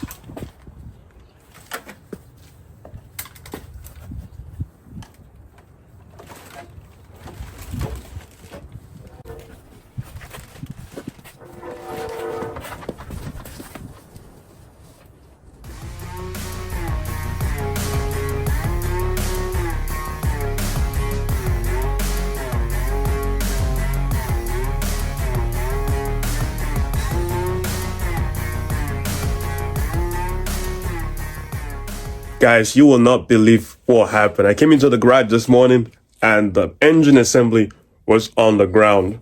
Not good. I have like 6 jack stands securing this engine and somehow it still fell. So I had to come up with some way to be able to pick it back up. As you can see, there's lots of straps on here. And now I'm using my trusty motorcycle jack right over there, and it has the engine secured really good. The only damaged parts I found is this connector from it smacking against the subframe over here. As long as that's the extent of the damage, I'm happy. I can replace this connector or fix it if I really need. I'm really concerned about the oil pan being cracked. Obviously, we won't know until we actually start the vehicle, run it up. Metal will expand and contract, and we're going to see. So I really hope there's no damage to the oil pan, because that's the first part that's going to hit the ground. Super unfortunate, but it is what it is. Sometimes you learn from your mistakes. Even though I felt like I have enough jack stands securing it, stuff still happens. So now it's time to go ahead and start mating the transmission assembly to the engine. It's going to be quite a battle because it's just me as usual. So I'm not exactly sure I'm going to lift this up in there, but I'm going to figure something out.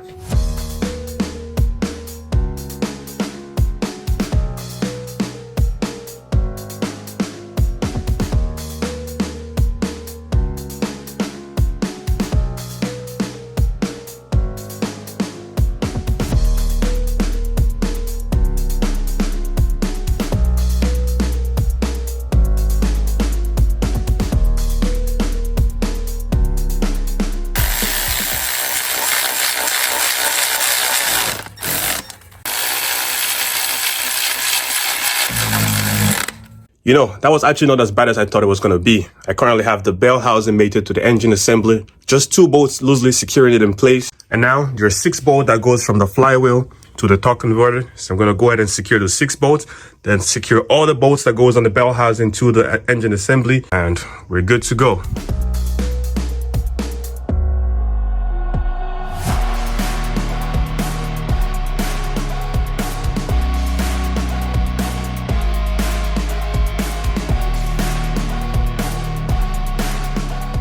Alright, so all the 6 bolts that goes from the flywheel to the torque converter is now fully secured and torqued to specification. So now I am going to go ahead and install the starter motor, secure that in place, and we should be good to go. And here we have the starter that's going to go in there.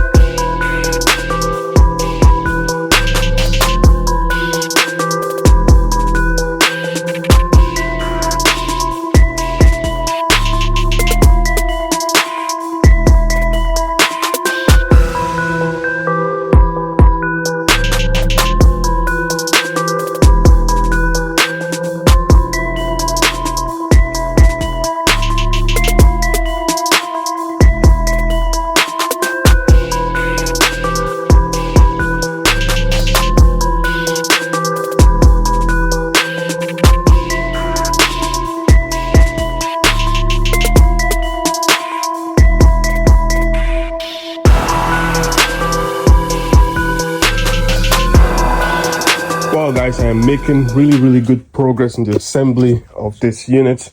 As you obviously know, the transmission or bell housing is now fully mated to the engine assembly. Back here, I've also installed a power transfer unit, which is similar to a differential, but not really. But at this point, I can't do any more work, and that's because I just found another hidden damage. Brand new transmission, as you guys obviously know. While installing the power transfer unit, as you can see, there's a bracket that goes from this transfer unit to the rear engine mount. And right on that bracket, if the camera is going to focus, there is a crack right there. There is a really nasty crack. I'm not sure if you can really see it. Yeah, right there. There's a nasty crack. So it only makes sense to have this replaced while it's out of the vehicle. So while trying all these parts, I'm obviously double checking, making sure I do not miss anything. And that's how I found that. Really unfortunate. I was really hoping to have this assembly prepared and ready to go back in the vehicle tomorrow. But that's okay. And that's just life. Sometimes you have big plans and then you have unexpected mishaps just like this. So I'm going to call it a night. I'm obviously going to go do my research, see what the cost of this part is and how quick I can get it to enable me get this thing ready. Right, so it's another day in the garage. I'm going to hop back on the Buick Enclave. I left off working on this assembly over here. And as you can see, I pointed out the bracket that's broken over there. Unfortunately, I cannot get that quick enough. The dealership has given me an ETA of 7 to 10 business days, so about 2 weeks plus or minus. And I'm not really excited to wait that long, so I am going to move forward with the assembly or with the reassembly, putting everything back together, getting it ready to go back in the vehicle. Whenever that part does come in, it is going to be difficult without a doubt to get it replaced in the vehicle, but that's what's going to have to happen because I don't want to wait 2 weeks and have this just sitting here and not be able to, because I really need to get this vehicle done. I have so many other projects lined up, and I just really want to get this done. Let's get back to work, buttoning this up.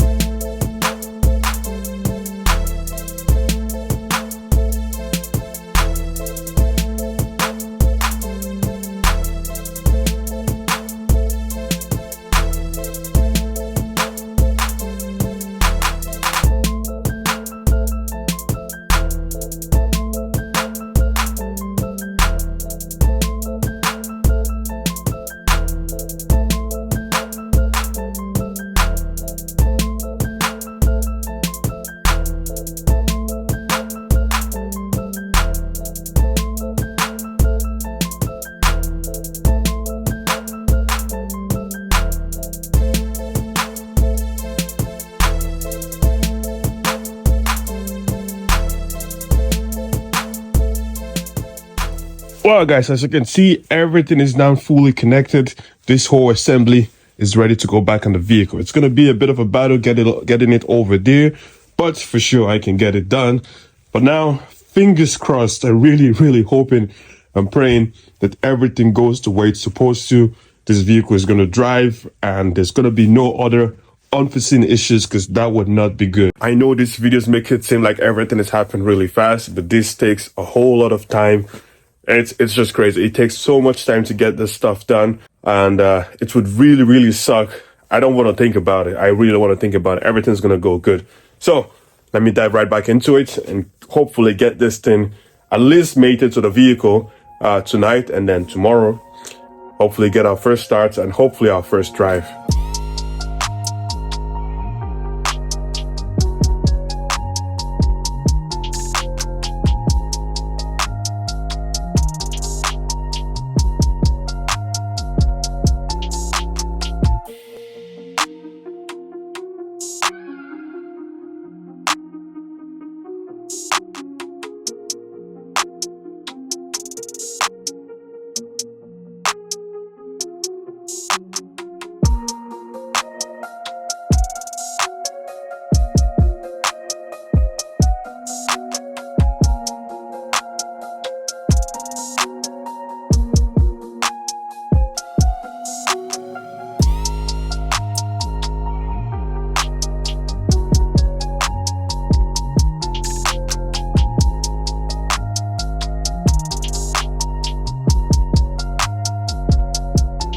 Well guys, I've made really big progress. Engine is now back in the engine bay. It's not fully fitted. When I do engine removal and install, I like to do it in a very specific way, so everything is lined up properly. There's no excessive wear to the bushings. So that pretty much that's what I'm trying to do right now. So first, all the 4 subframe bolts are loosely fitted. The transmission mount over here, front and rear, is loosely fitted. Nothing is torqued whatsoever. Over here, I have torqued this one down, fully secured. I'm about to do the same thing, and this is the main benefit of doing it this way. So if I go in here, you can see all the bolts line up. I barely have to move anything, and I can just throw those in there. It is without a doubt the best way I've found to do these installs and to make sure everything lines up 100%, and that's what I'm going to keep on doing. So I'm not going to bore you guys too much. I'm going to go ahead and throw all the hardware for that driver's side engine mount. Make sure everything is fully secured. I'm going to call it a night because it's pretty late. It's almost 1 o'clock in the morning. Tomorrow, we're going to hop back into this, start securing all the hoses, wiring harness, hopefully get to be able to start this vehicle and get to drive it for the very first time.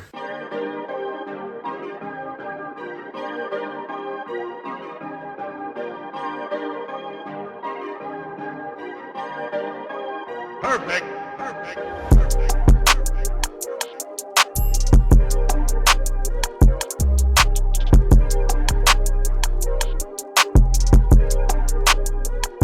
Right, brand new day. You might have just seen me load the transmission core into the vehicle. That was a bit of a battle. I had to do some outside the box thinking. Not sure if I'm going to include that clip or not, but the goal is to get this vehicle started and hopefully driving. So I'm not going to waste any time because I'm really eager to get this vehicle moving.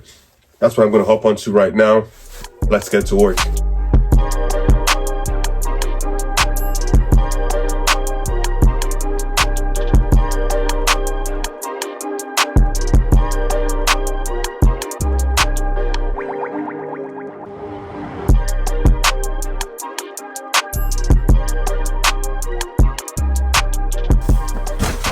Alrighty guys, brand new transmission. As you can see, I just picked this up today from the dealership. Even though I did throw in brand new transmission fluid in the other transmission, I did not want to reuse the same transmission fluid just in case it's contaminated in any way, and it would suck to mess up the brand new transmission. So we have brand new fluid over here. Let's toss it in and we can get going.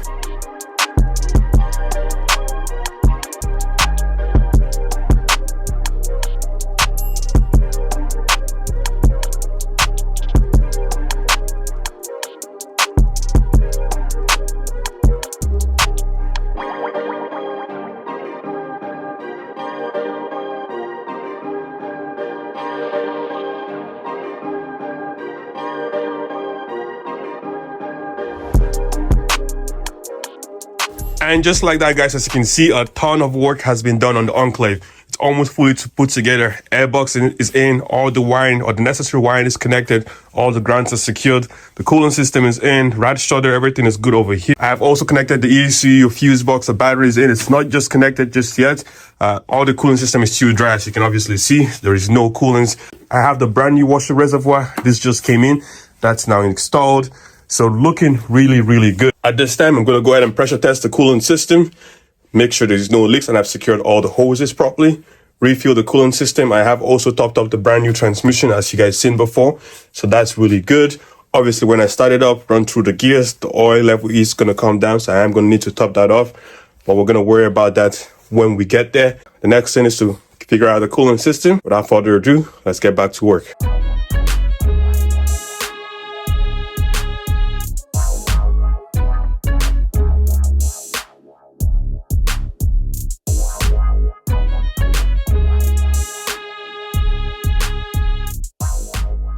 And now, guys, we have coolants, we have battery connected, it's topped up, everything is good to go. Fuel line, hoses, grounds, electrical. Now it's time to get into the vehicle and start this. And I'm not gonna lie, I'm a bit nervous because, as you guys can tell, a lot of work has gone into this vehicle. Also has a brand new transmission. I'm just crossing my fingers that everything is gonna go right, because I cannot not have everything go right, pretty much. But now in the vehicle, we do have power.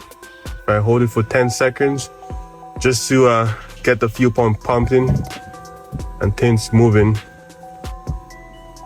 All right, here goes nothing. And as you can see, she starts up. That took a mission, but look at the dash. It's all lit up with all sorts of codes. But that's not important right now. Is the transmission gonna shift? When I do try to shift it, I need to run this operating temperature first because it's a brand new transmission. The fluid has to circulate into the transmission cooler up front and all that stuff. And then I'm going to open up the drain port on the other side. The transmission fluid has to be coming out from there, and then you know you have enough transmission fluid. So I will top it up as required and go from there. I also have the scan tool hooked up, and I'm trying to perform a transmission service fast alert. Obviously, since we have a brand new transmission in here, we have to perform this before we can move this vehicle and hopefully get it into the dealership. But I keep having this fault code, so I think I'm just gonna send it, fingers crossed nothing bad happens, because usually you're supposed to do this first before you should get it moving. But as you can see, I keep having this fault code over here, or this error message. So I think I would just slowly back forward and try to put it in reverse and see what happens. So obviously, as you can see, the vehicle is almost at operating temperature. It's not going to get all the way there because I do not have the fan connected, because there's no ambient temperature sensor connected, and the fan is going to go on high speed, and I don't need that noise right now. But vehicle is running, and if I go and I put it in drive, the e-brakes go off and you can tell it's in drive, and it goes forward, no problem. Yeah, goes forward. Now let's put it in reverse. Okay, I think that actually felt really good. So now, oh yeah, it actually goes in reverse. Oh my goodness, wow, my heart was pounding so much. It actually goes in reverse, no problem. No clunking sound like before when it was in drive, and now it actually moves in reverse under its own power. So oh my goodness, still in reverse. Before, the reverse lights will be flashing, but now it stays solid. And you can see I'm gonna close up the space over there. Wow, look at that. It's the first time it's done this, literally the first time it's done this. But for some reason the steering is really stiff. I'm not sure why that is. I do have a fault code on the dash that says steering assist is reduced. I'm not sure why that. Maybe it's a battery problem, because as you can see, the dash is still lit up. So I think I'm gonna go for a quick scoot around, see if I can get this thing moving properly. Okay, I have no headlight, but goes in drive, and let's see. We're moving. We got power. Getting out of here. Like I said, the steering is pretty solid.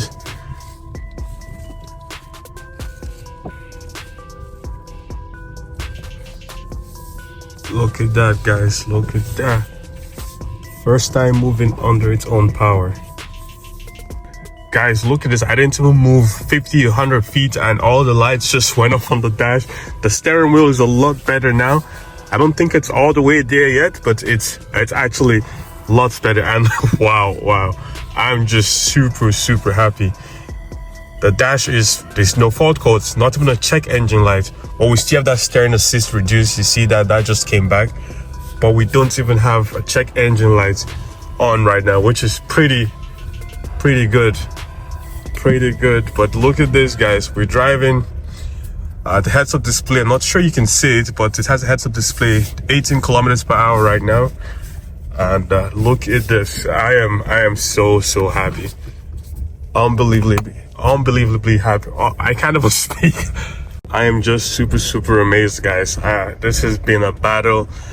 Oh my goodness, it's driving so good. Steering is now loose and working the way it should be.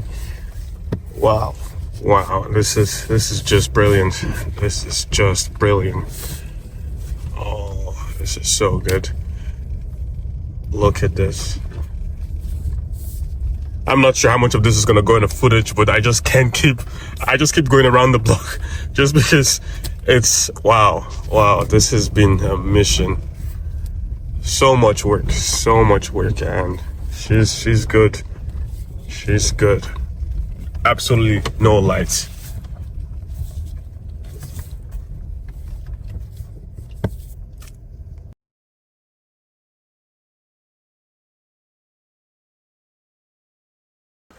Right, guys, it's a new day, and yes, the garage is a mess. I don't want to hear nothing about it. A lot of work has been done. I was in here till over midnight yesterday. So anyway, we officially performed our first test drive on the Buick Enclave, which is insane. I've had this vehicle for so many months, and we actually drove it for the very first time last night. It was definitely a dream come true to me because so much work has gone into this particular vehicle. Obviously, the YouTube videos does not cut it. It doesn't show how much work. A lot of things get cut out because obviously you got to keep it interesting. You got to keep the pace going, all that fancy stuff. But I'm just so happy. But obviously I come into the vehicle today, and once again, the battery is kaput, gone, gonzo, non-existent, no power whatsoever. The lights are just flashing. I went and I picked up another battery off the charger, same thing. It won't even boost that current battery in there. So what I've done is picked up a replacement battery, which was a lot more expensive, but it's better to just be done with it once and for all. Now I'm gonna go ahead and test the battery in the vehicle. I gotta bring back one of this as a call, but way beside the point, and get this started once again and just let it run and breathe and just let it just live, because it's been on the table for so long, being dissected, opened up, and fully put back together a second time, and hopefully the very last time. So I'm not gonna talk too much. Let's throw the battery in the vehicle.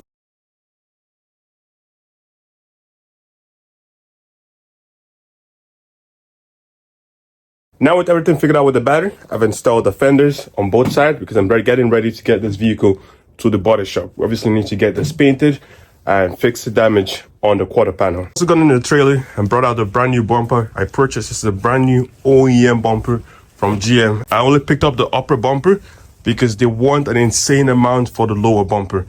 My lower bumper is over there. It does have some damage. I am going to be fixing that. Have that separated so I can perform the repair I need to perform over there. I'm going to do that off camera. I'm going to show you the damages before and after, and then we can throw it in the vehicle with the upper bumper at the same time.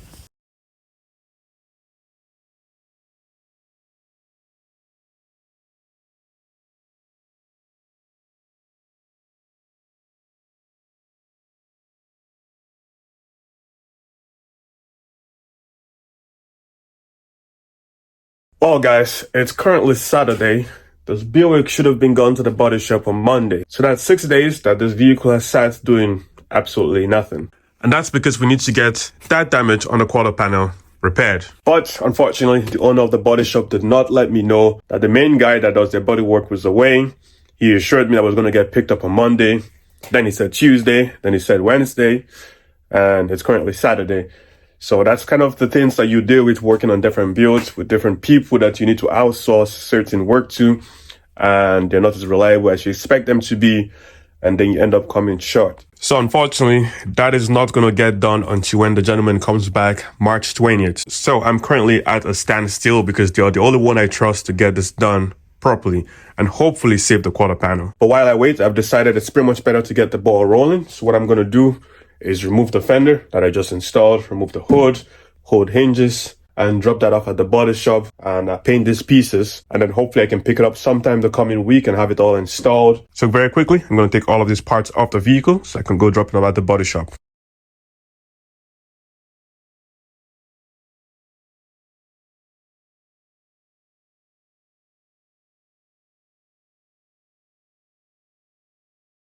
Well, there we have it, guys. Everything is now taken off the vehicle. No fender, no hood, no fender on the other side, obviously. I have everything loaded in the trailer. I'm gonna go drop it off, and that's gonna be a wrap for this video. Hopefully the next time that I make a video on this vehicle, it's gonna be the final video. Everything is gonna be taken care of. The paint work on the front end, the rear body work that needs to be done to the quarter panel, painting that quarter panel, and the replacement door I installed. That is my hope. But sometimes things don't go as planned, and that's just what it is. It's life. We're hopping back on the Buick Enclave. In today's video, my goal is to get this vehicle 100% done. It has to be road legal, pretty much ready. It has to pass all inspections, go back on the road, no problem. We're a long way from there, but I'm quite positive we can get it done. So let's dive right in. Today, I'm going to be replacing the spindle on the driver's side. If you remember earlier in the video series, the tire on this side was turned to the sidewall because there was some kind of side impact this way. Well, it did not just damage just the tire, the spindle was also bent. If I stand over here, you can see that the top section of the tire is leaning more inwards. There's no adjustment for camber up there, so I believe the spindle is bent, so I've picked up a replacement one. And here we go. This is my brand new second-hand spindle over here.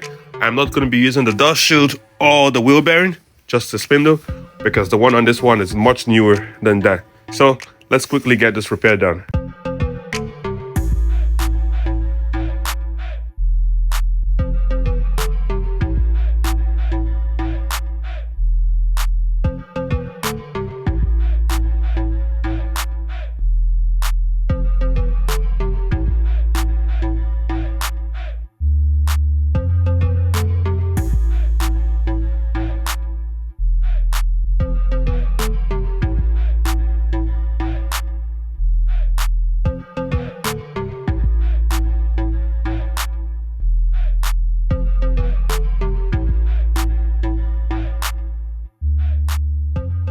So as you can see, guys, I just stopped in at the body shop. All the parts are getting prepped for paint. It should get painted today or tomorrow, so that's really good. I also showed you guys a little video clip of that lower bumper that I repaired, and it looks immaculate. You can barely tell there's anything wrong with it, so super happy that that turned out good. So without much more talk, I'm going to let these guys get back to work, and hopefully we're going to be picking up a complete painted front clip in the next couple of days.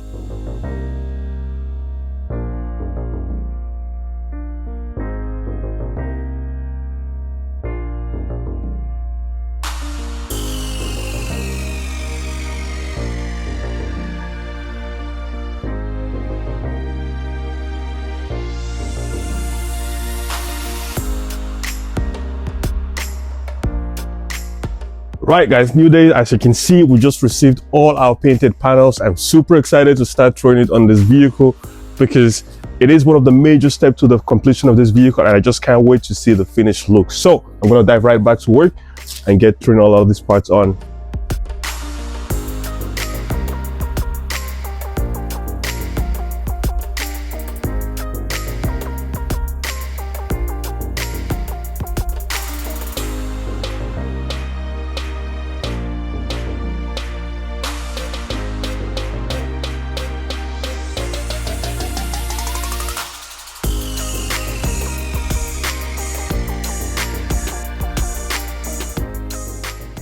And guys, just like that, hood is loosely secured.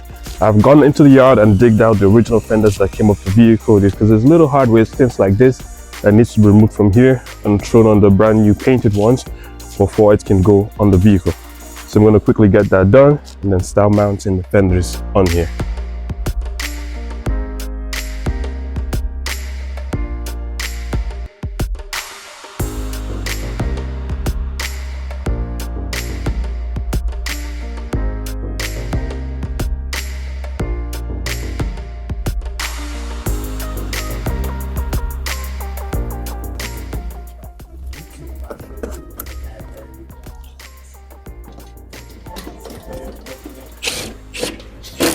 And now guys, as you can see, I have the upper headlamp on the passenger side fully installed. If you remember in the earlier videos, the driver's side was obviously damaged. I have been trying to acquire the driver's side headlight on this vehicle for several months, but every time it's coming, it's arrived damaged. I was able to just go ahead and purchase a brand new one, even though it was on back order, and I did finally come in. Over in this box is our brand new one, so let's quickly move some stuff around. As you can see, as a GM, it's a brand new part. It was pretty expensive, but it was needed because after ordering 3 different ones, I just gave up. So let's bring this over to our work area, get it unboxed and installed on the vehicle.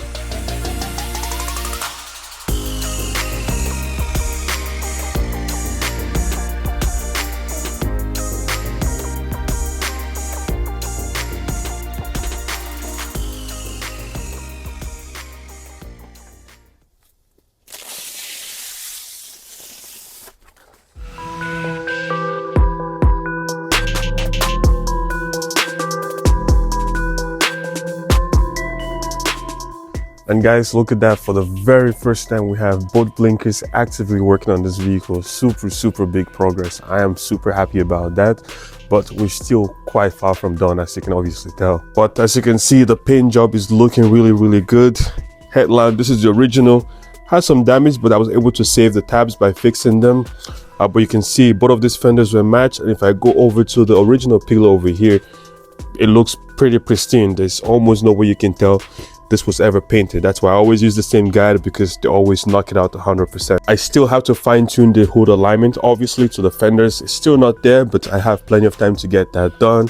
Now, obviously, the next step would be to go ahead and start assembling the front bumper cover. There's quite a bit of pieces that needs to go on that before it's ready to go on the vehicle. So without much more talking, I'm gonna get to that.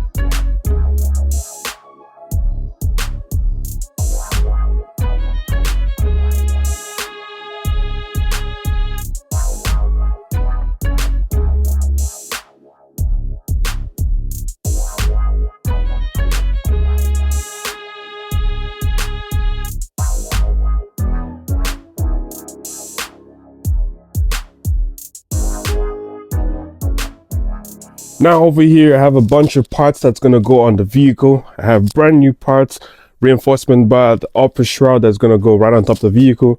I have a replacement headlight over here. I have the original trim I removed. In here, I have the brand new bumper wiring harness, the replacement trim over here. So many parts. I have the original headlight that came off the vehicle, slightly damaged, but I can fix that. I have a whole bunch of other components that came off the vehicle that I will require to put the vehicle back together. So now I'm going to start taking parts off of all of this, throwing it on the front bumper cover, getting that secured, assembled, all that fancy stuff, so I can throw it on the vehicle.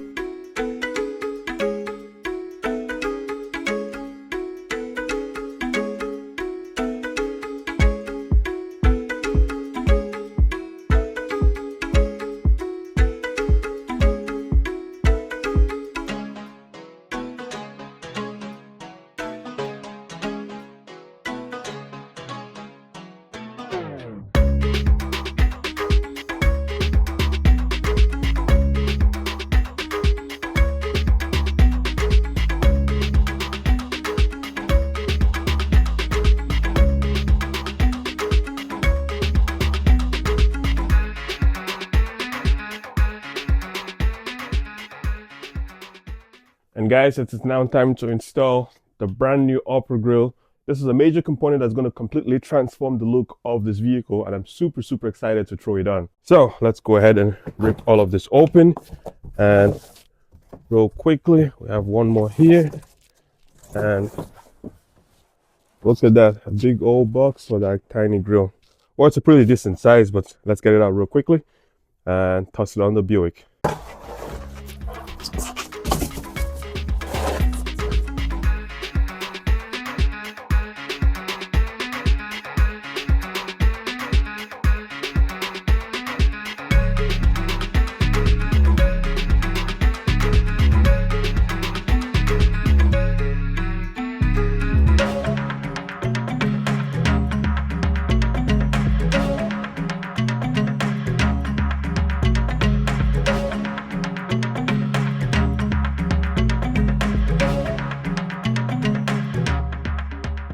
Well guys, big progress. As you can see, most of the bumper is now fully assembled. I have the upper grille, lower grille, the wiring harness, the lower diffuser piece, literally everything that should go on the bumper. But now I have run into an issue. So as you can see, I have one of the bumper sensors over there, I have one over there, another one over here, but it turns out I am missing one. I was so sure I had everything needed to put this bumper together, but I cannot find the last sensor. Now this is going to set us really big, because I cannot just go buy a new sensor and toss it in. I need to go get it painted to match the color of the bumper. I'm I'm not happy about it. It is super unfortunate that I missed that. I'm sure I have it somewhere, at least I think so. I just cannot find it. So it's really unfortunate, but it is what it is. I cannot throw the bumper on because I would need to take it back off to get that sensor installed. So what am I going to do? I have to call the dealership tomorrow morning, see when I can get one, send it to go get painted, or maybe go have the paint mixed and paint it myself, since it's just a sensor, so I can have this bumper installed as soon as possible. All right guys, new day. I had the missus pick up a new bumper sensor. Okay, and now we have our new sensor.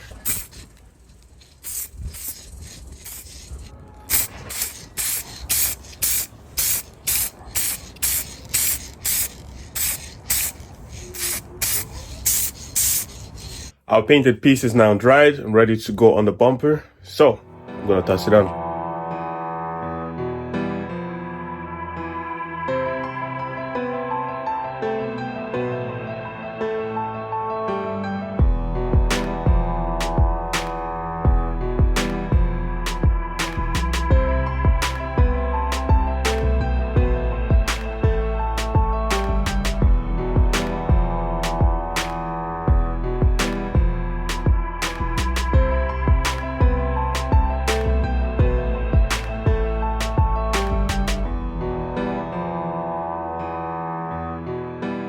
The Enclave is obviously at the body shop, as you can see. A lot of work is getting done to fix that quarter panel and get it ready for paint. I'm super happy about that. The build is almost done. I can't wait to reveal the final finish to you guys.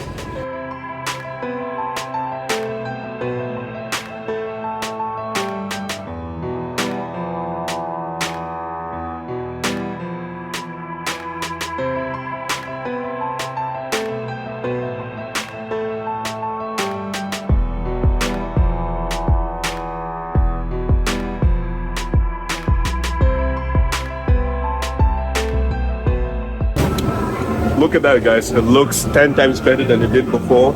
Now I think it's just gonna get sanded one more time. We're gonna scuff the whole panel and it's gonna get ready for paint. The quarter panel and the door is gonna get painted and it's gonna look like literally nothing ever happened before. Super happy about that. Now guys, as you can see, they've gone ahead and sanded the driver's door. There was obviously no damage to this, but since this panel got painted, the rear door has to get painted and the quarter panel has to get painted. We have to blend this in so all the paint matches good, because if you have brand new paint over there, brand new, this is gonna stand out like a sore thumb. So that's why they've done that. So I'm super happy about this. The paint is gonna match really good and everything is gonna look like it came out from the factory. So they should be shooting paint in the next couple hours and it's gonna get this vehicle just quite there. So they should be shooting paint in the next couple hours and this vehicle is one step closer to being completed. Or at least that's what I thought. As you can see, the guys are doing their work over here, prepping the quarter panel, rear door, and the front door to receive paint. They did get painted after the quarter panel was repaired, but unfortunately, it did not pass inspection. And guys, look at this. This is almost a finished product, but we have some bad news. As you can see, the Buick Enclave is looking good. There was no damage to this side. Front end is all looking good. All the paint work matches really good. We also painted the rear door, rear quarter panel, as you can see, but unfortunately, this quarter panel has not passed inspection and we have to replace it. That is not what I want to hear, it's not what I need, but it is what needs to be done for this to be up to specifications. So a lot more money, a lot more parts, a lot more labor is going to go into this to get it where it needs to be. Well guys, the replacement quarter panel that I've been waiting for several weeks, almost a month, if not more, is finally arrived. And it's a massive piece, as you can see. Equally very expensive piece, but like I said, this is what they require for us to get this repair done the proper way. Even though the vehicle looks immaculate, you could never tell it was damaged. This is what it has to be. So it is a complete uniside. This is the front of it, you can see that, and then the quarter panel is over at the back over here. So really big piece and really expensive piece, but I'm happy we finally have it in, and that means we can go ahead and get this repair done now.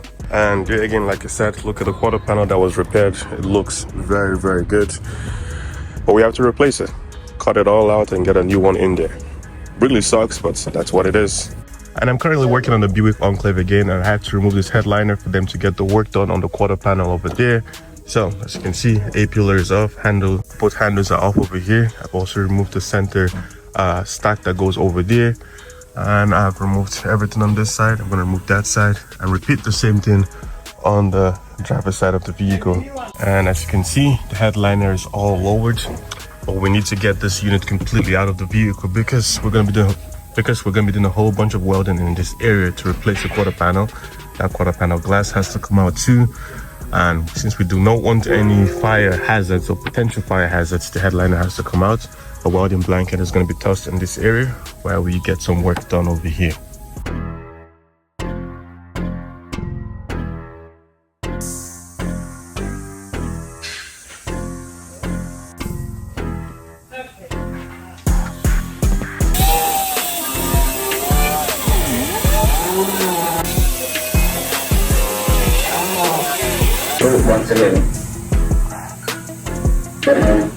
Well guys, now as you can see, the gentlemen's over here have the quarter panel cutouts. I cut out the glass early in the day with their help, and we still have a decent amount of work to go on here before this is ready to come back home. So the quarter panel was cut over here, and then down over here.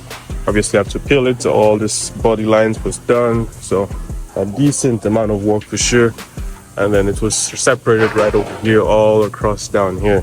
And that's the damaged piece. Even though it looked pretty on the outside, on the inside, not so much.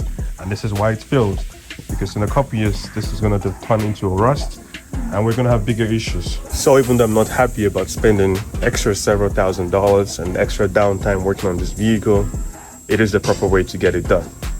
Now guys, as you can see, new quarter panel is fitted on. Started to weld it on this side, over there, and over there, and over on the other seam over here. Now obviously all of this needs to be spot welded, same as inside of the window over there needs to be spot welded, same as the back needs to be spot welded. We need to apply wax in all these cavities to prevent rust, and then we're almost ready to send it down for paint. But yeah, this is what it looks like. Everything is looking good. Welds up here, plug welds up there, just some spot resistance weld all over here and around the pillar over there, or around the door frame over there, and we're ready to go. New quarter panel is now fitted, and that's the seam right over there. Second one is over here, and the other one is down over there, and it's looking good. It's currently in line at the body shop to get painted and refinished, and then I can get this back home and complete the repairs on it. The Buick is now in the paint booth, as you can see. It's getting painted. Right over there is the door. It's getting repainted again because of a couple of things on it that I found later. And the guys are hooking me up. This vehicle came right into the shop as soon as it came over here. So big thanks to these guys. They're really helping me out, even though they have a full workload, lots of vehicles to work on. But they're bringing my vehicle in, so I really appreciate that. I can't wait to get this vehicle 100% done. So the next clip, we're gonna have this vehicle home, and hopefully working on it once again. Well guys, welcome. We now have the Buick Enclave back home to work on it, and it is in a mess. This vehicle is brand new, only 6,000 kilometers on it, and as you can see from everything that's just hanging around, it's completely stripped. Quarter glass is still missing. It's filthy because for some reason the guys who work at the body shop don't care if it's, as you can see, all super dusty. Everything is just caked in. It's not good. I'm not happy about it, so I'm not going to waste any time. I'm going to get straight to work cleaning the interior before we start installing parts in here.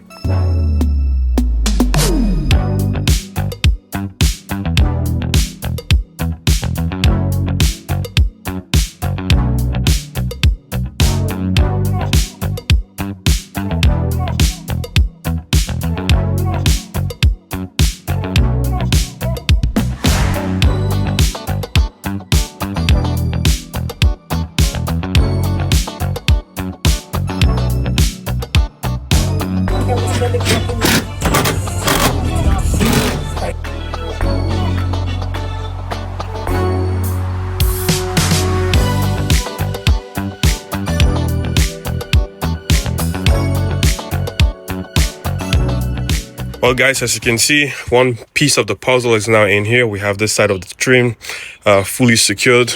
The next major component that's going to go in here is the headliner. It's a bit of work. As you can see, there's a lot of connections to be made here in the middle section and up front by the front windshield over there. So we have quite a bit of connections to be made, and we cannot miss anything. So let's get to work.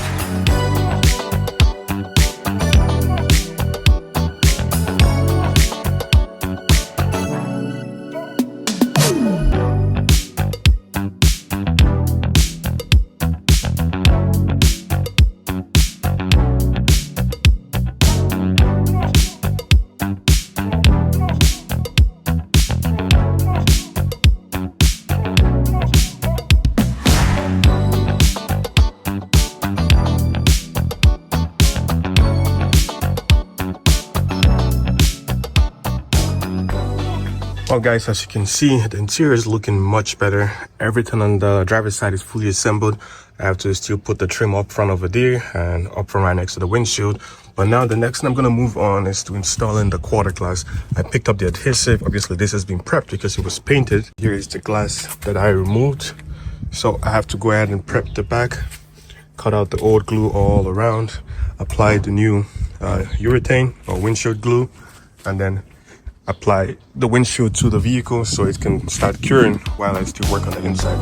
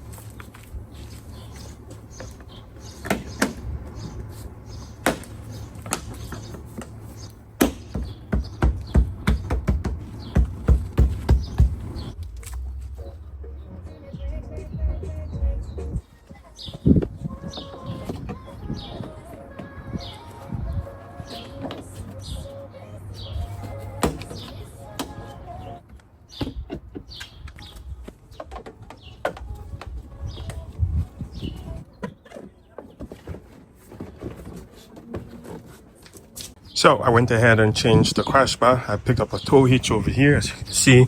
Before that was just a crash bar over here. Installed the crash bar, ran the wiring, so that's all good. The next thing that's going to happen is the rear bumper bracket needs to be riveted. I need to go find my rivet gun because it's not something I use quite frequently and I have no idea where it is right now. Secure this to over there, install the bumper, and we shall almost be done in the rear end.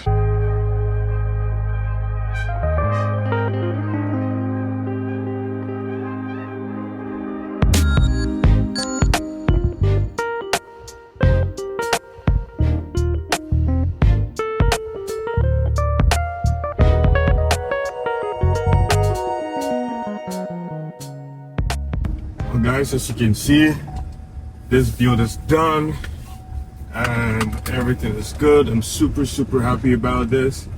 Vehicle drives good, no issues over there, and this is just one for the books. A lot of time was invested in this build and I'm super happy that everything turned out really good. The vehicle drives amazing. I've actually put on about 200 kilometers on this since I put it together and no complaints whatsoever.